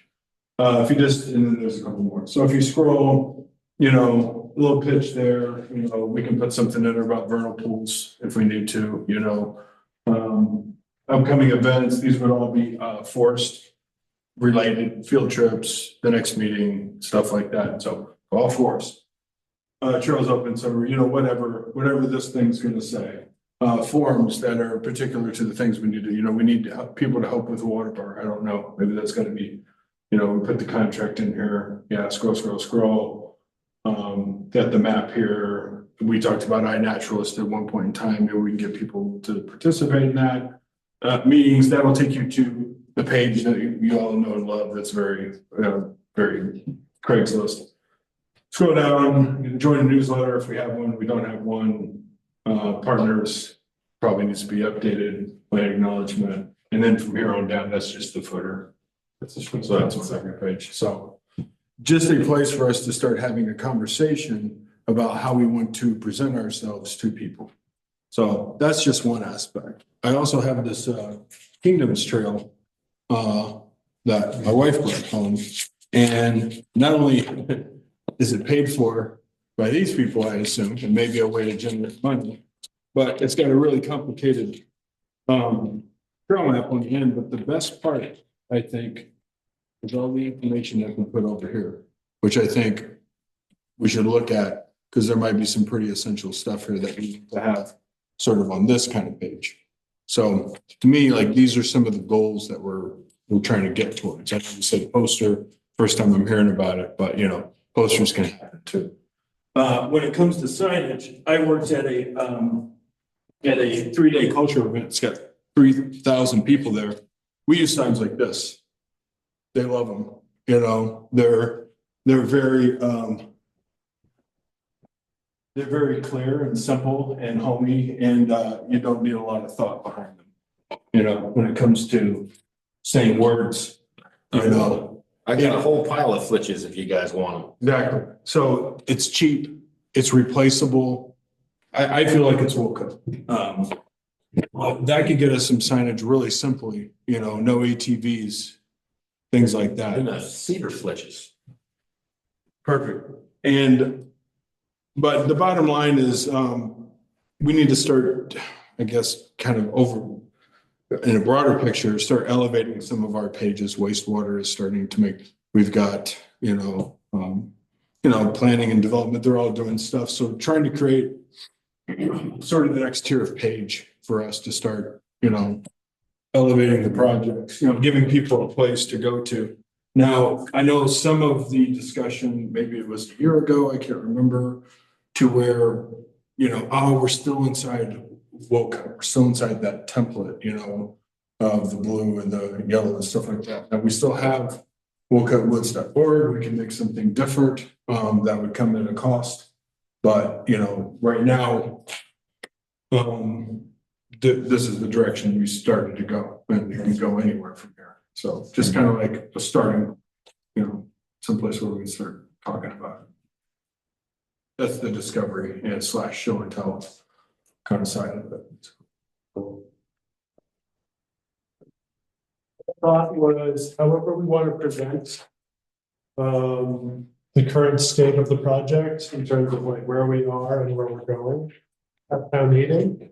I think we want to reflect that on our initial webpage offering so that people will link the presentation or any conversations that they have with any of us at town meetings or originally with the page itself, and then just have a clear call to action, like right front and center at the top of the page. We can always add more photos, we can always add more visual elements later. It's soup to nuts. It's like if people are checking out the page, right off the bat, we want to put that seed in their head that, hey, we got some work coming up. If you want to help in any way, just join our mailing list. Mhm. And then we don't even have to like say you're volunteering to work or anything. Just get them on that mailing list. And, because that's the first step to getting anyone to take action is getting them to listen. And if they're curious enough to get on the mailing list, like that's really where we can build, a team, reliable team, community, however we want to talk about it. And if we want to create a link discussion space, we'll evolve it to that next level. There's so many tools that can be plugged in. It's just a matter of how. This is not striking me as a particularly virtual town, but times change quickly when you least expect it. So yeah, the opportunity is there. I think at the very least a mailing list, and then just if we get 10 names on the mailing list, then we can maybe revitalize a newsletter project. Well, so you say call to action, and I think what actions do we want people to take? The one thing I can think of is we tried to have a volunteer day for sinuosity work, and we didn't get a lot of takers at that for that particular point in time. But I think there's interest out there. We just got to actually have the plan in place for somebody to get started with something, and that's what we just spent the last hour talking about, and came to the point of saying, well, we got to wait till springtime now to see exactly what it is that we need to do. Do we want to be the call to action? Maybe do another winter walk. Maybe get a naturalist or someone who will throw on the snowshoes or the skis and take a group out. Because that could be something that we can do in March or April. That might kind of like resuscitate interest in it. Mm-hmm. Doesn't it sound like Luke is qualified to do that? Are you interested in doing that? I guess is the question. Qualifications are. Why not use a local asset? And Perfectly. I mean, I'm just kind of throwing the idea at the wall. Yeah, it would be it'd be pretty interesting to walk into some deer yards. That would definitely be a paradigm Is that something shift. you want to do with a group of people? When they're moving on and you see all the sign and the mayhem, and it's like, wow, somebody really held up in here. And we can check some carcasses and see if marrow's gone, see how the health is. I mean, this snow has a big impact on things. Mm-hmm. I think that there's a lot of interest in that. The walks that I've gone on when there's someone kind of leading the discussion, the interest is definitely there. You know, it would be nice to be able to have a walk focused on how we can give back to the forest. That's one of the beauties of silviculture. You're giving, you know, when trails enable us to access and view something, but I'm not sure it's really giving. Whereas, you know, silviculture can. Yeah, I think it's the perfect opportunity to really elevate and introduce people to that discussion as well, you know, and I think there's a lot of opportunity. I do think it would benefit us to, I don't know if we picked a hard date for our grand opening ceremony. We haven't, I'm not, no, we have not picked a hard date. It might be worthwhile to save the date and just pick one, you know, because even if we move it, it lets people know that there's something about to happen. I think that is really what most of the town is waiting for right now. It's there. How can we use it and when can we use it? Should we say like traverse the town forest? Elmore Pond to the town office, Elmore Pond Road to the town office. Wouldn't that be cool? You know, come down slope, and with the snow, it might be a little easier. This is hard going, very hard going. Yeah. And they could say, it's hard going. this is what, pardon me? Even downhill is hard going these days. Yeah, and it's, you know, there's gonna be a path through here in the future. This is what we have to look forward to, you know? Yeah, That'd be fun. I mean, I'd be happy to, you know, lead a walk once a month or even twice a month. So yeah, it just in terms of taking people, you know, so you know, small group of people can get through the town forest and not get lost. I can do that. I can comment on a few things. I'm not, you know, the naturalist wouldn't be able to deliver a lecture about stuff, but I think the big thing is just priming the pump at this point and just having, even if they're simple activities or even more, you know, kind of drafted, you know, as of educational presentations. I think just getting some things on the calendar and encouraging people to come and join the group and traverse the forest. I think that's the call to action. Traverse the town forest and learn how to put red Fred in the shed. Anybody know? Red Fred in the shed? I'll look it up. Well, compass, it's a compass. Okay. Just a little tutelage, you know, how to use a compass and you don't get lost. That's fantastic. Yeah, take your azimuth, put red Fred in the shed and keep him in the shed and you're all set. Yeah. okay. Yeah. Yeah. So how do you guys feel about that? Just, you know, Gordon, if you want to commit to guiding a couple walks, Luke, if you want to put a presentation together, pick a date, you know, we'll get it up there. And then, you know, it gives people not just one chance, but the idea of having multiple things coming up spaced out gives that impression that things are ongoing. And then to see later in the summer, there's going to be a party. You know, I think a lot of, especially around here, a lot of people plan camps and vacations and things like that. Like, and they, especially throughout the summer, you know, as a parent, we still do that. So it's like knowing that something's going to be happening, we might actually schedule around it. Yeah, rather than find out 2 days too late. Like, oh, I would have gone, but I planned to go out of town 3 months ago. You know. Yeah. And I think it will help the organizers get their group of VIPs in line. Yeah, no, that's a really good point. Right. So I don't know if we specifically pick a date tonight, but maybe we should start a thread and maybe figure out when we want to post that on the site. So I guess we're talking about a couple of things. Yep. The website, the event list, and specifically the date for the grand opening. Yes. So let's take that one first. The date for the grand opening? Yeah. All right. So I do think that, you know, we were targeting when we believe that Sinuosity is done. I think that they have to complete the grant.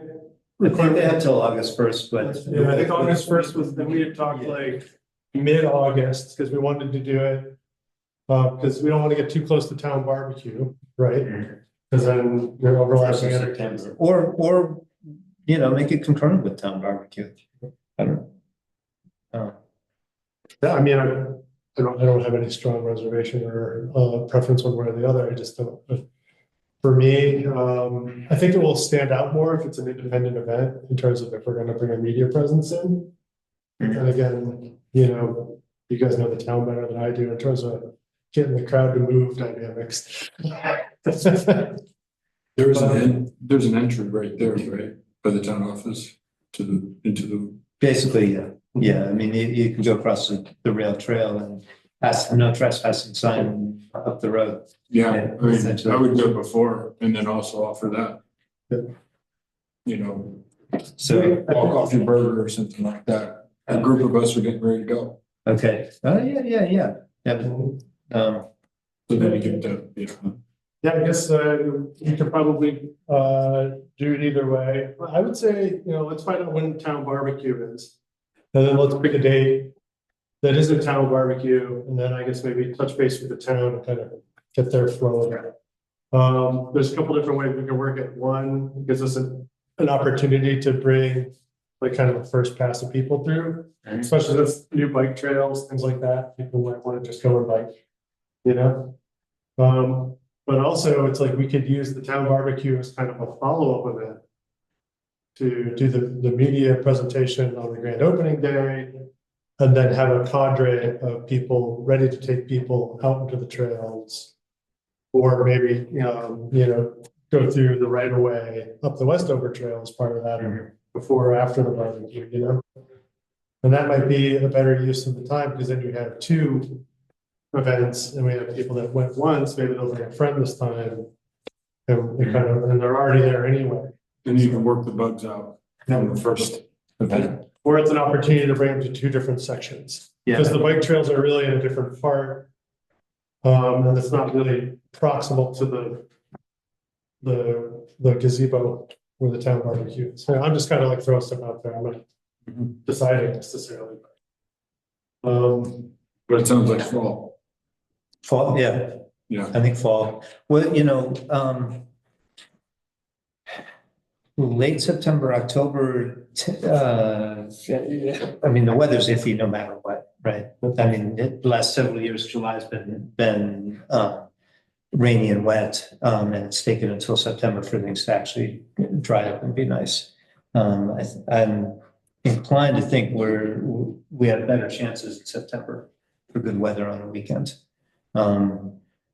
September is also attractive to me because kids are back in school, townspeople are back, summer vacation plans are out of the way.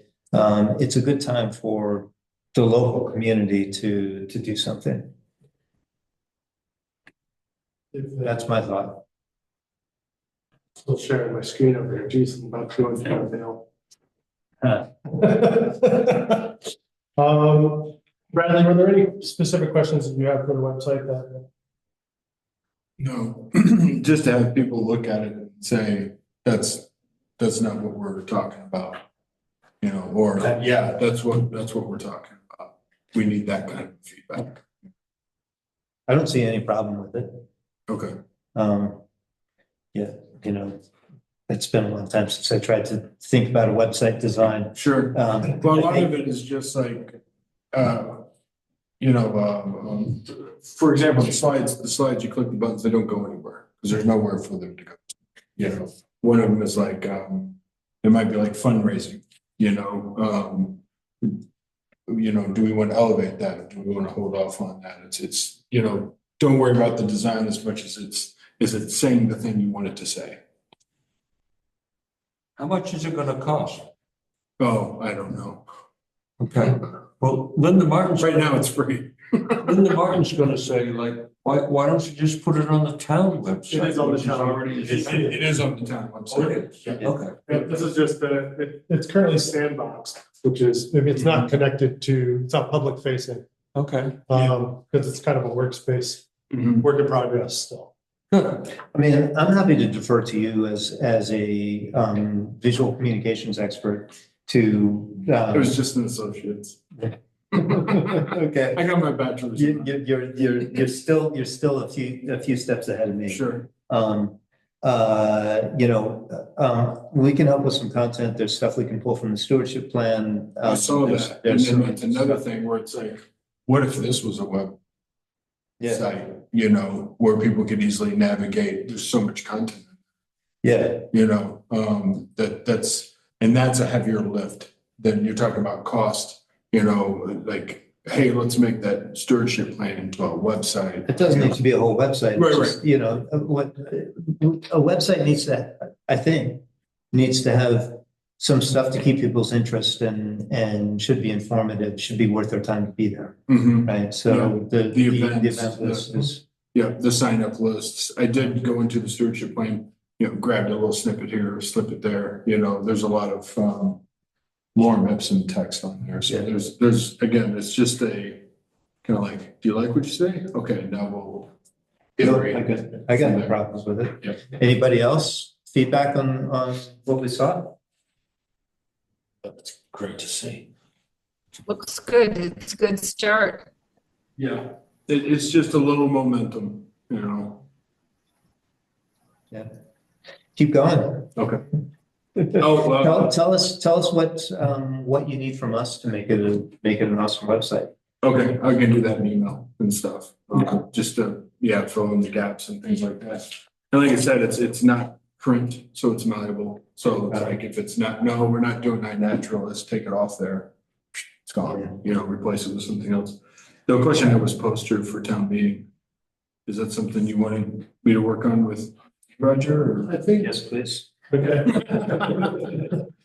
I think the big thing for me is if we're gonna do some activities, or get them on the calendar, that's for me. Because if we just put a poster up, then people are gonna be like, well, that's like the last 3 meetings you just had a poster up, and it's like, but we want to give people multiple opportunities to get involved. If we can variegate them, then I think that casts a wider net.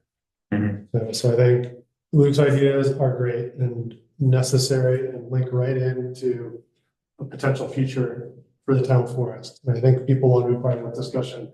I also think there's going to be a cadre of people that just want to get out there, and they're just, it's not quite in their rhythm to think about going there. So I think, priming that pump, like I said, to get people like, oh, I wonder if anything's going on in the town forest this weekend, and go check the website, or have like a little tiny newsletter that comes up in their email. And it's just like, hey, this is what's happening this month. I think that is something that, we can start slow, but build up more momentum as we get more ideas, more activities, possibly more educational, like, family or kid oriented stuff on the docket as we move through the year. I guess part of me wants to move into that instead of like, are we ready to start scheduling stuff? And, unfortunately, the onus of getting it started will probably fall on this core group here. Yep. But, I think the idea is like, let's, if we have people that we want to bring in that we know want to come or have a good presentation and can and may be available this year. Let's maybe find a date or a weekend day that we can pull them in, like an Ethan Capper or something, that gets around the state a lot and might just be passing through town that week, We have some money that we have to spend. It's like use it or lose it. True. So if it's earmarked for a speaker or something, that's an opportunity too. So I just want to like throw that back out there. My mind is like having a dead website that's just like a billboard is not going to get a lot of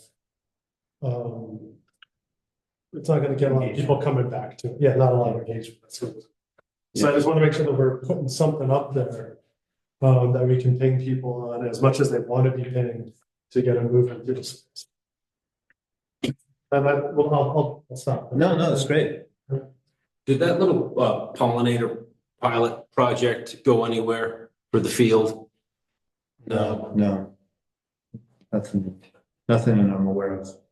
So I'll jump in. I would be willing to commit to say Saturdays at 1, every other Saturday, to leading a walk. Let's let the snow settle some before making that a regular thing. But for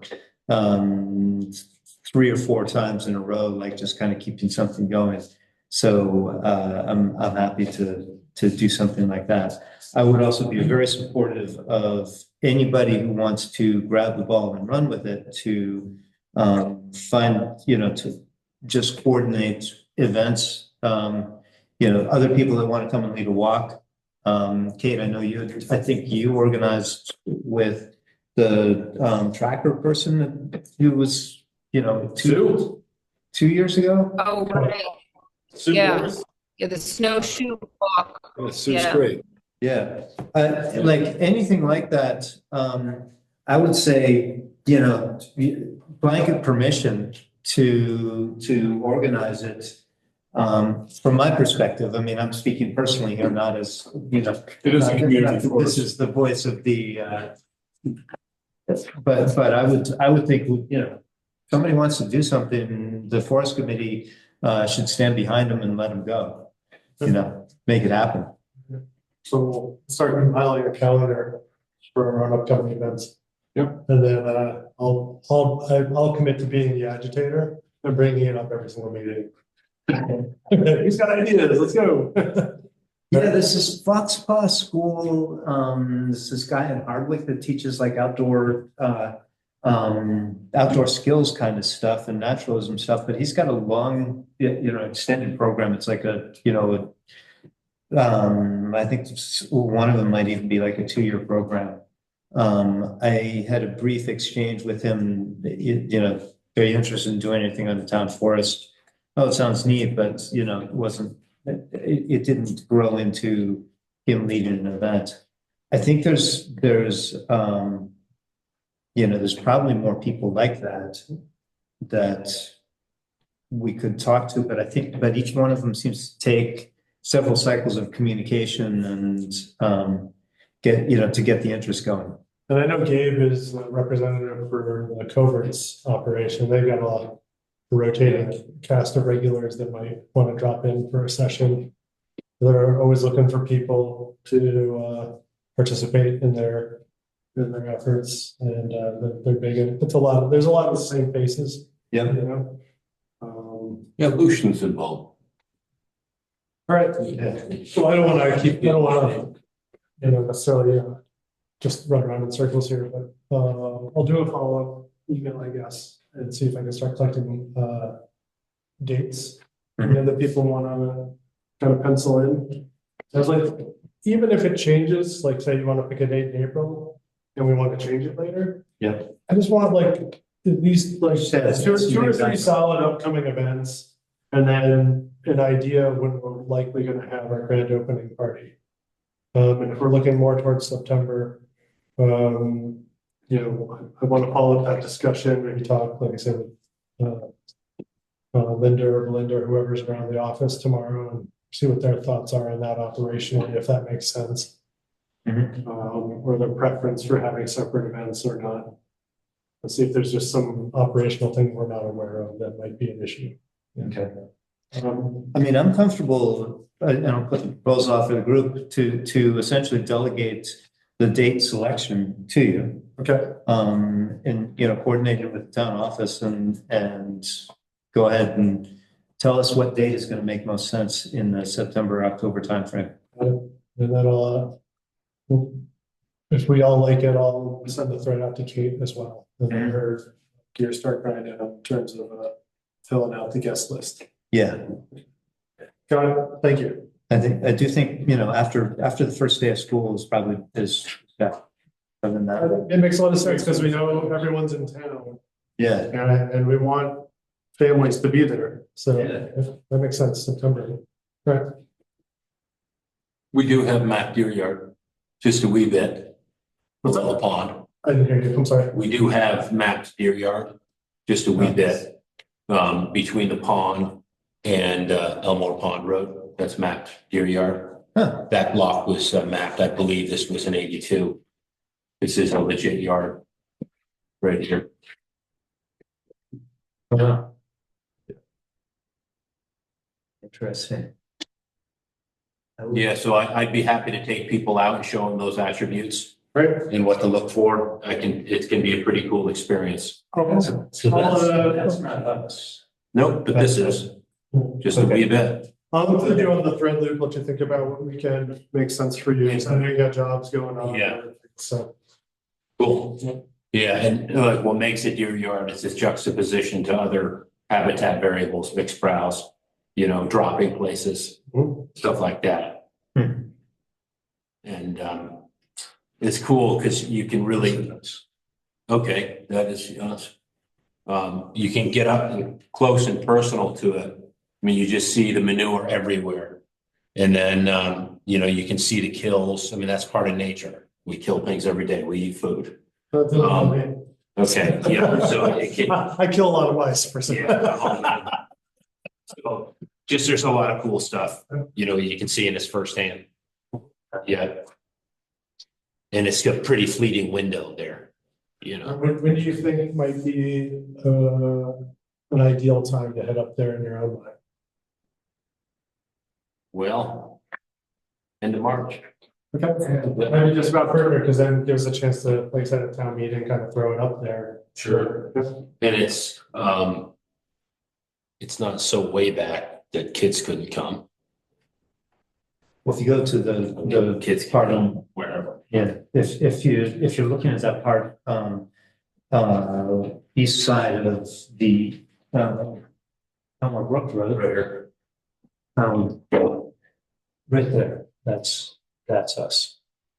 So there's the field on the Bedell parcel. This is also part of the Bedell parcel.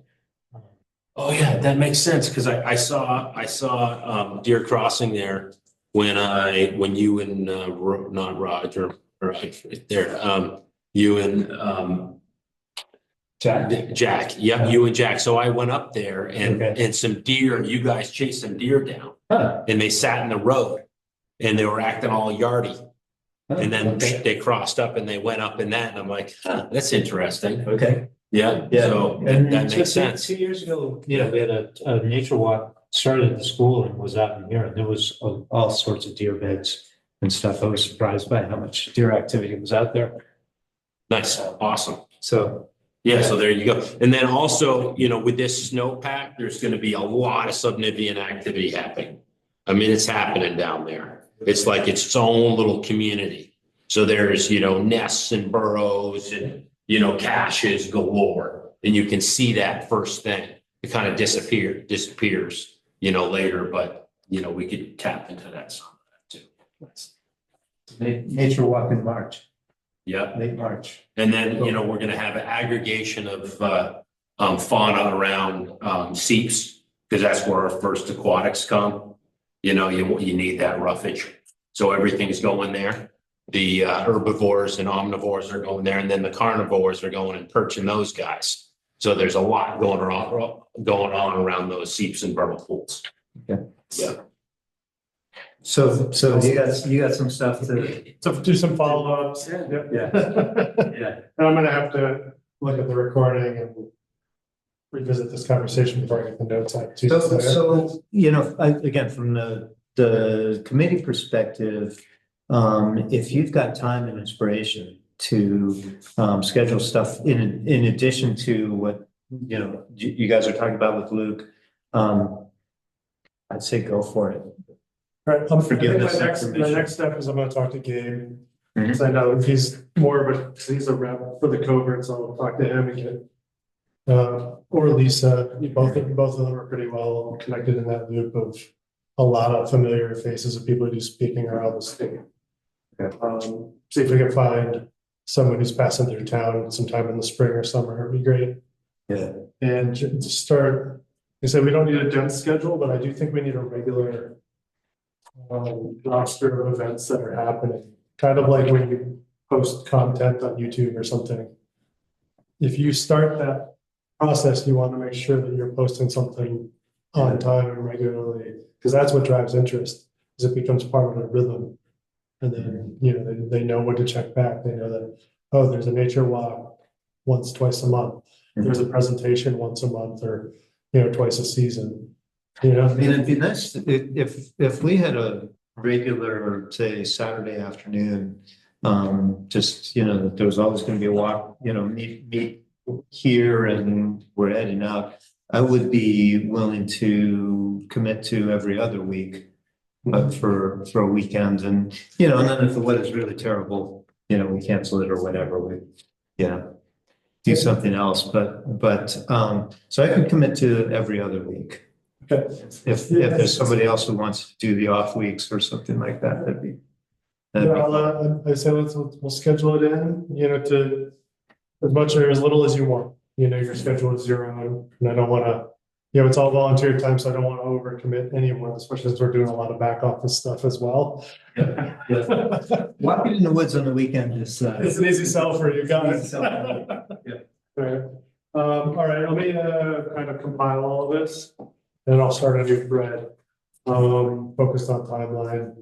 I'll follow up with you like promptly thereafter and just start populating it.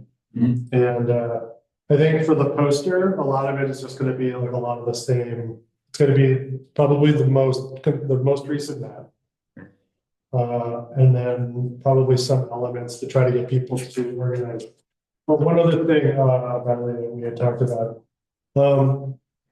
can we get a QR code that will link to the site? Oh, I can get you all the QR codes from. Excellent. I figured it was probably pretty easy, but I think if we incorporate that into the poster as well, it'll ruffle a lot of people's feathers because they don't necessarily want to scan the QR code to get.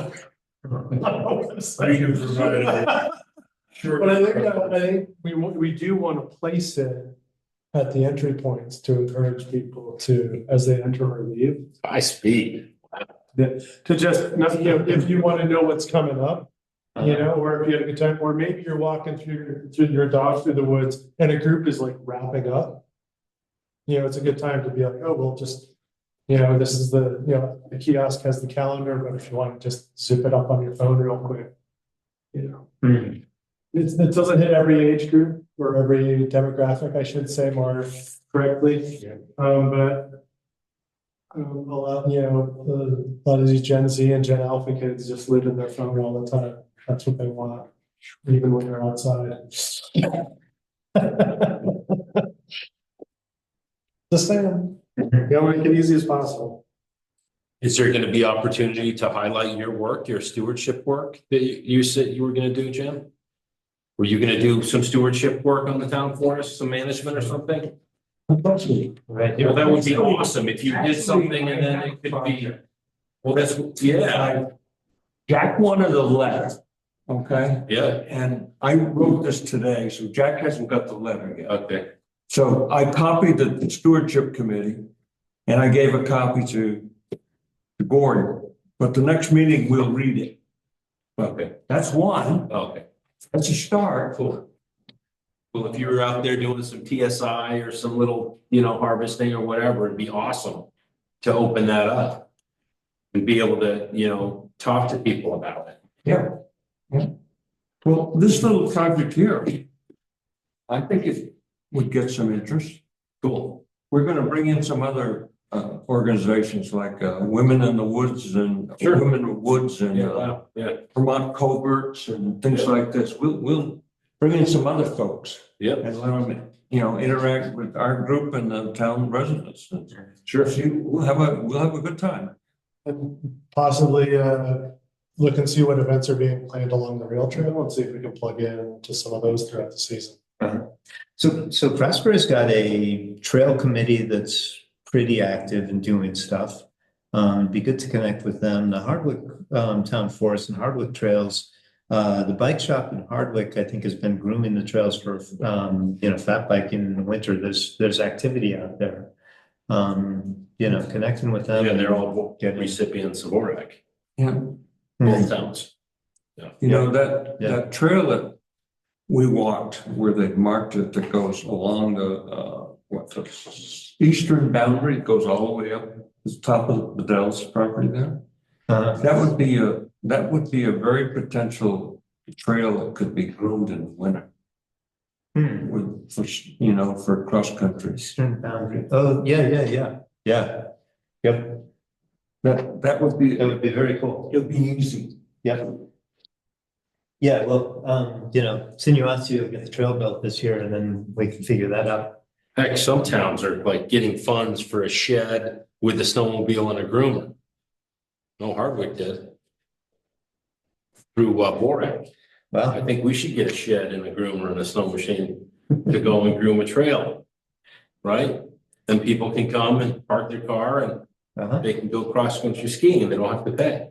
Well, their taxes paid. I use a four-wheeler with tracks, Or even and I've got a groomer behind it. or you, as said, maybe we just start a small fund for the people that are interested in it, and just the skiers, just pony up a little bit, and that's what they're paying for is the groomer. Sure. And get Alder out there and saddle them up.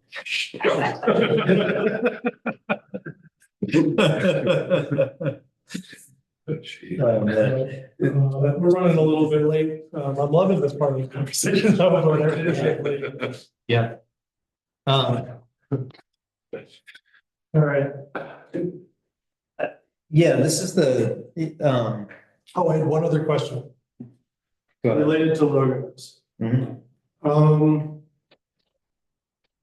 So we have the contest winner logo. Yep. And I know that we have some funding that we haven't really used yet. If I come up with a proposal, I was thinking about possibly taking that logo and having it printed up on some ball caps or something like that for the kids. Yeah, Or the town meeting. And we'll just pass out like 50 of them. And then just pass them out till they're gone or something. Cool. I don't know how many kids there are in town, so I know there's like 100 kids in the elementary school. I don't know if that's, I can see how much it costs. Yeah, but I think the idea is to just kind of like, it reminds people it's there, but ultimately it's all about the younger generation getting outside.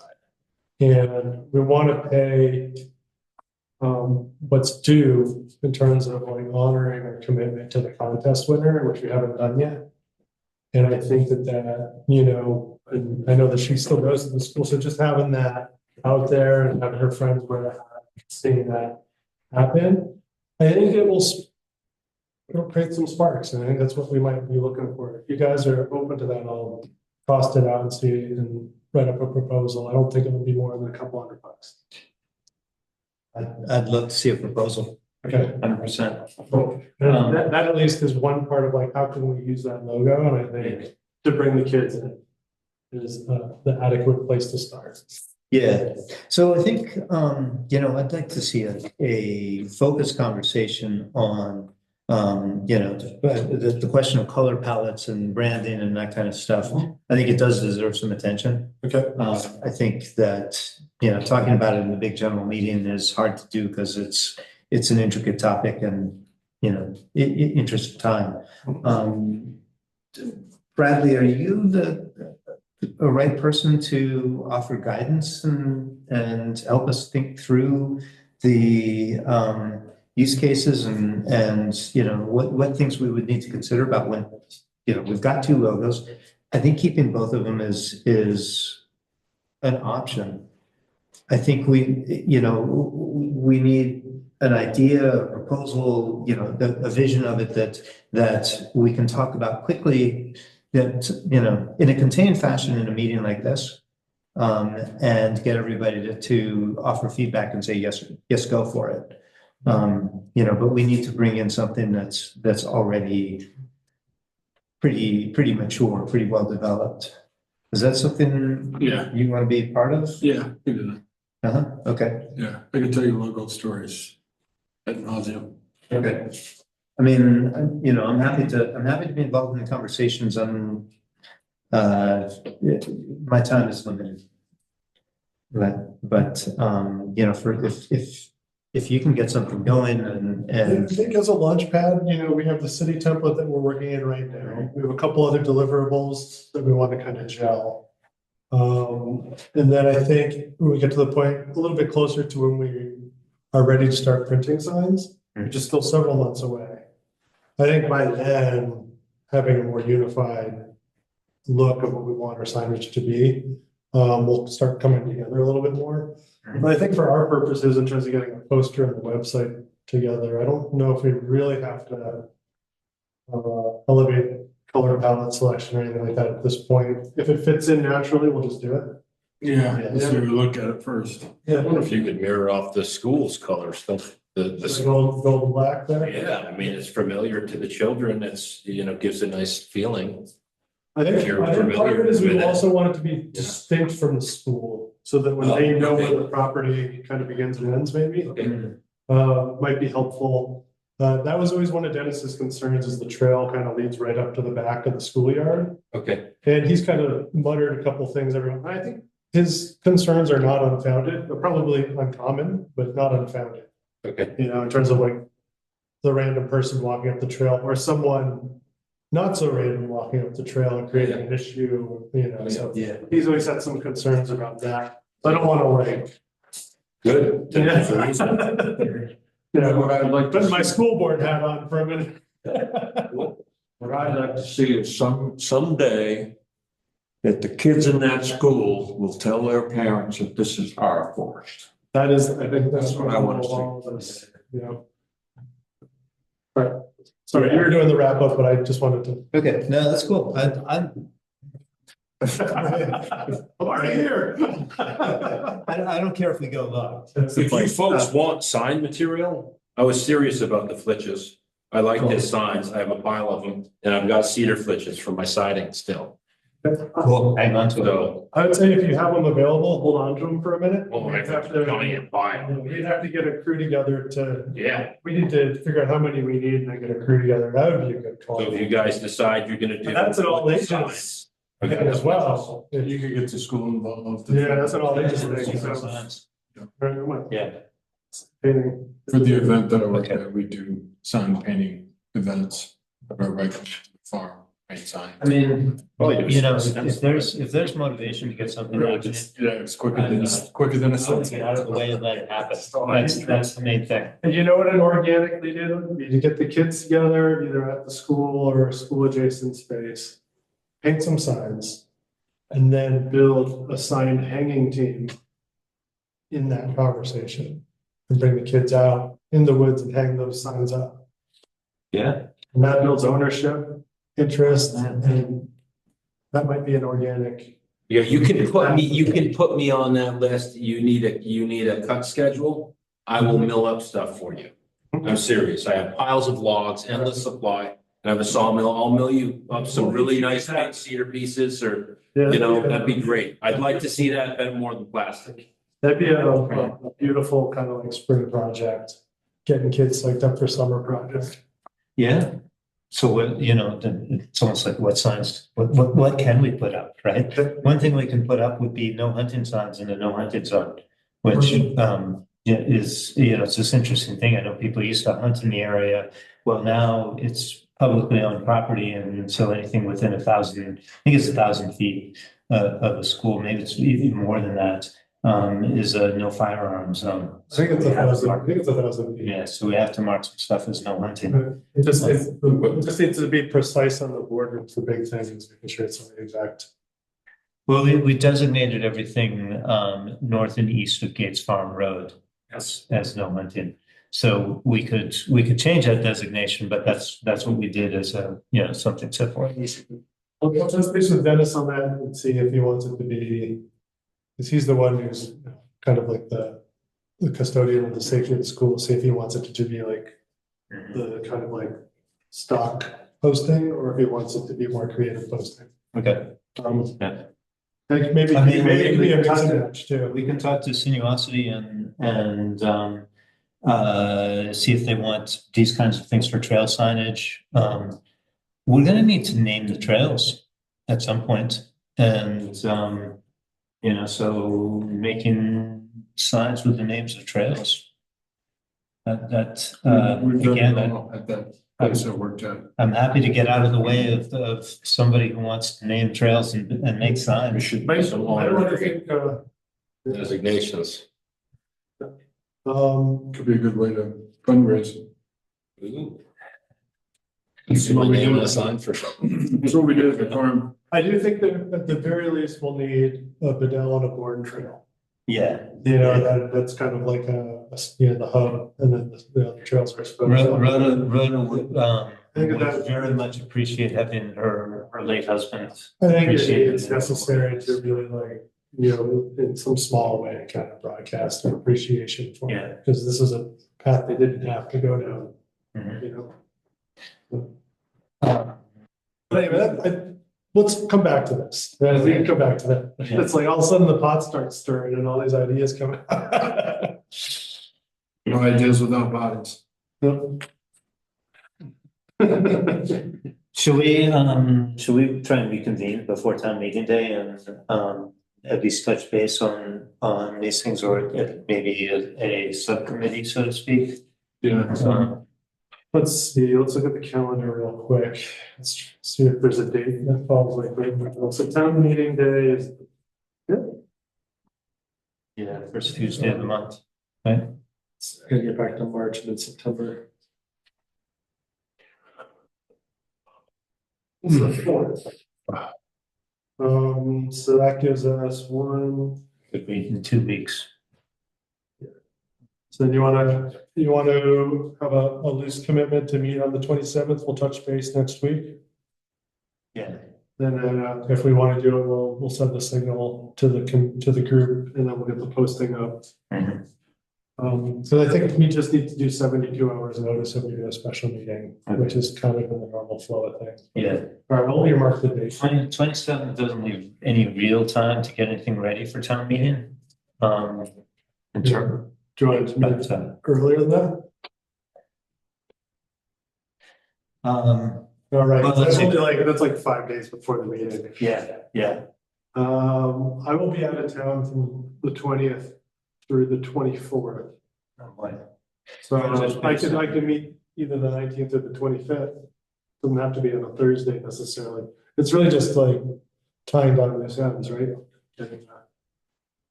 Let's plan to meet on the 19th, just to reconnect about whatever we need to. 19th is the school board. 18th? Tuesday? Mhm.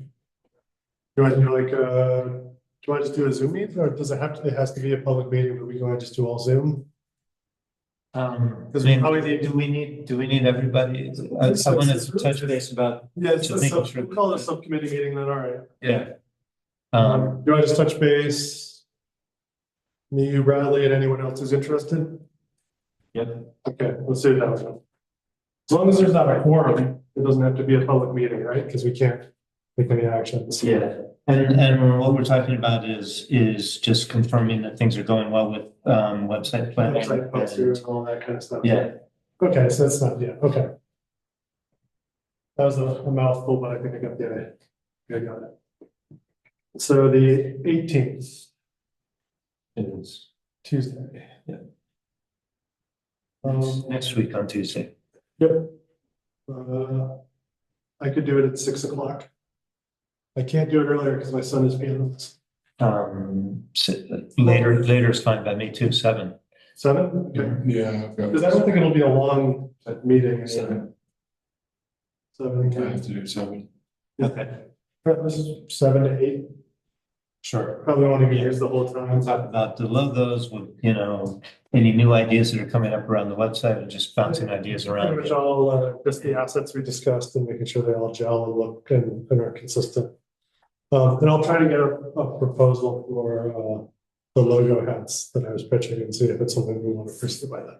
Okay. Yeah, it shouldn't take too long. It's 20 minutes online. If I can find a local printer, which should be a possibility, I'll try to get a price local and I'll get a price from the internet. I just have 2 ideas of. That we might, if it turns out to, for spending money, we might need to warn a meeting and call a meeting. But we can talk about it on Tuesday next week, and then we'll have time to do that if that's what we want to do. Exactly. Yeah. Okay. All right. Cool. All right. We've gone way over, and thanks everybody for your time. Yeah, Appreciate it. for a minute, I didn't think we had anything to talk about this meeting. Yes, there's a side thing here. I saw Emily Potter today at another parcel, and I spoke about the town forest, and I told her I was gonna come here tonight. Okay. And I told her about Gordon and my background conversation. And I said I was gonna talk about her plan and some silviculture. And I really empower the folks on this board to look at that plan and read it and what that means and what those numbers mean and what those stocking charts mean.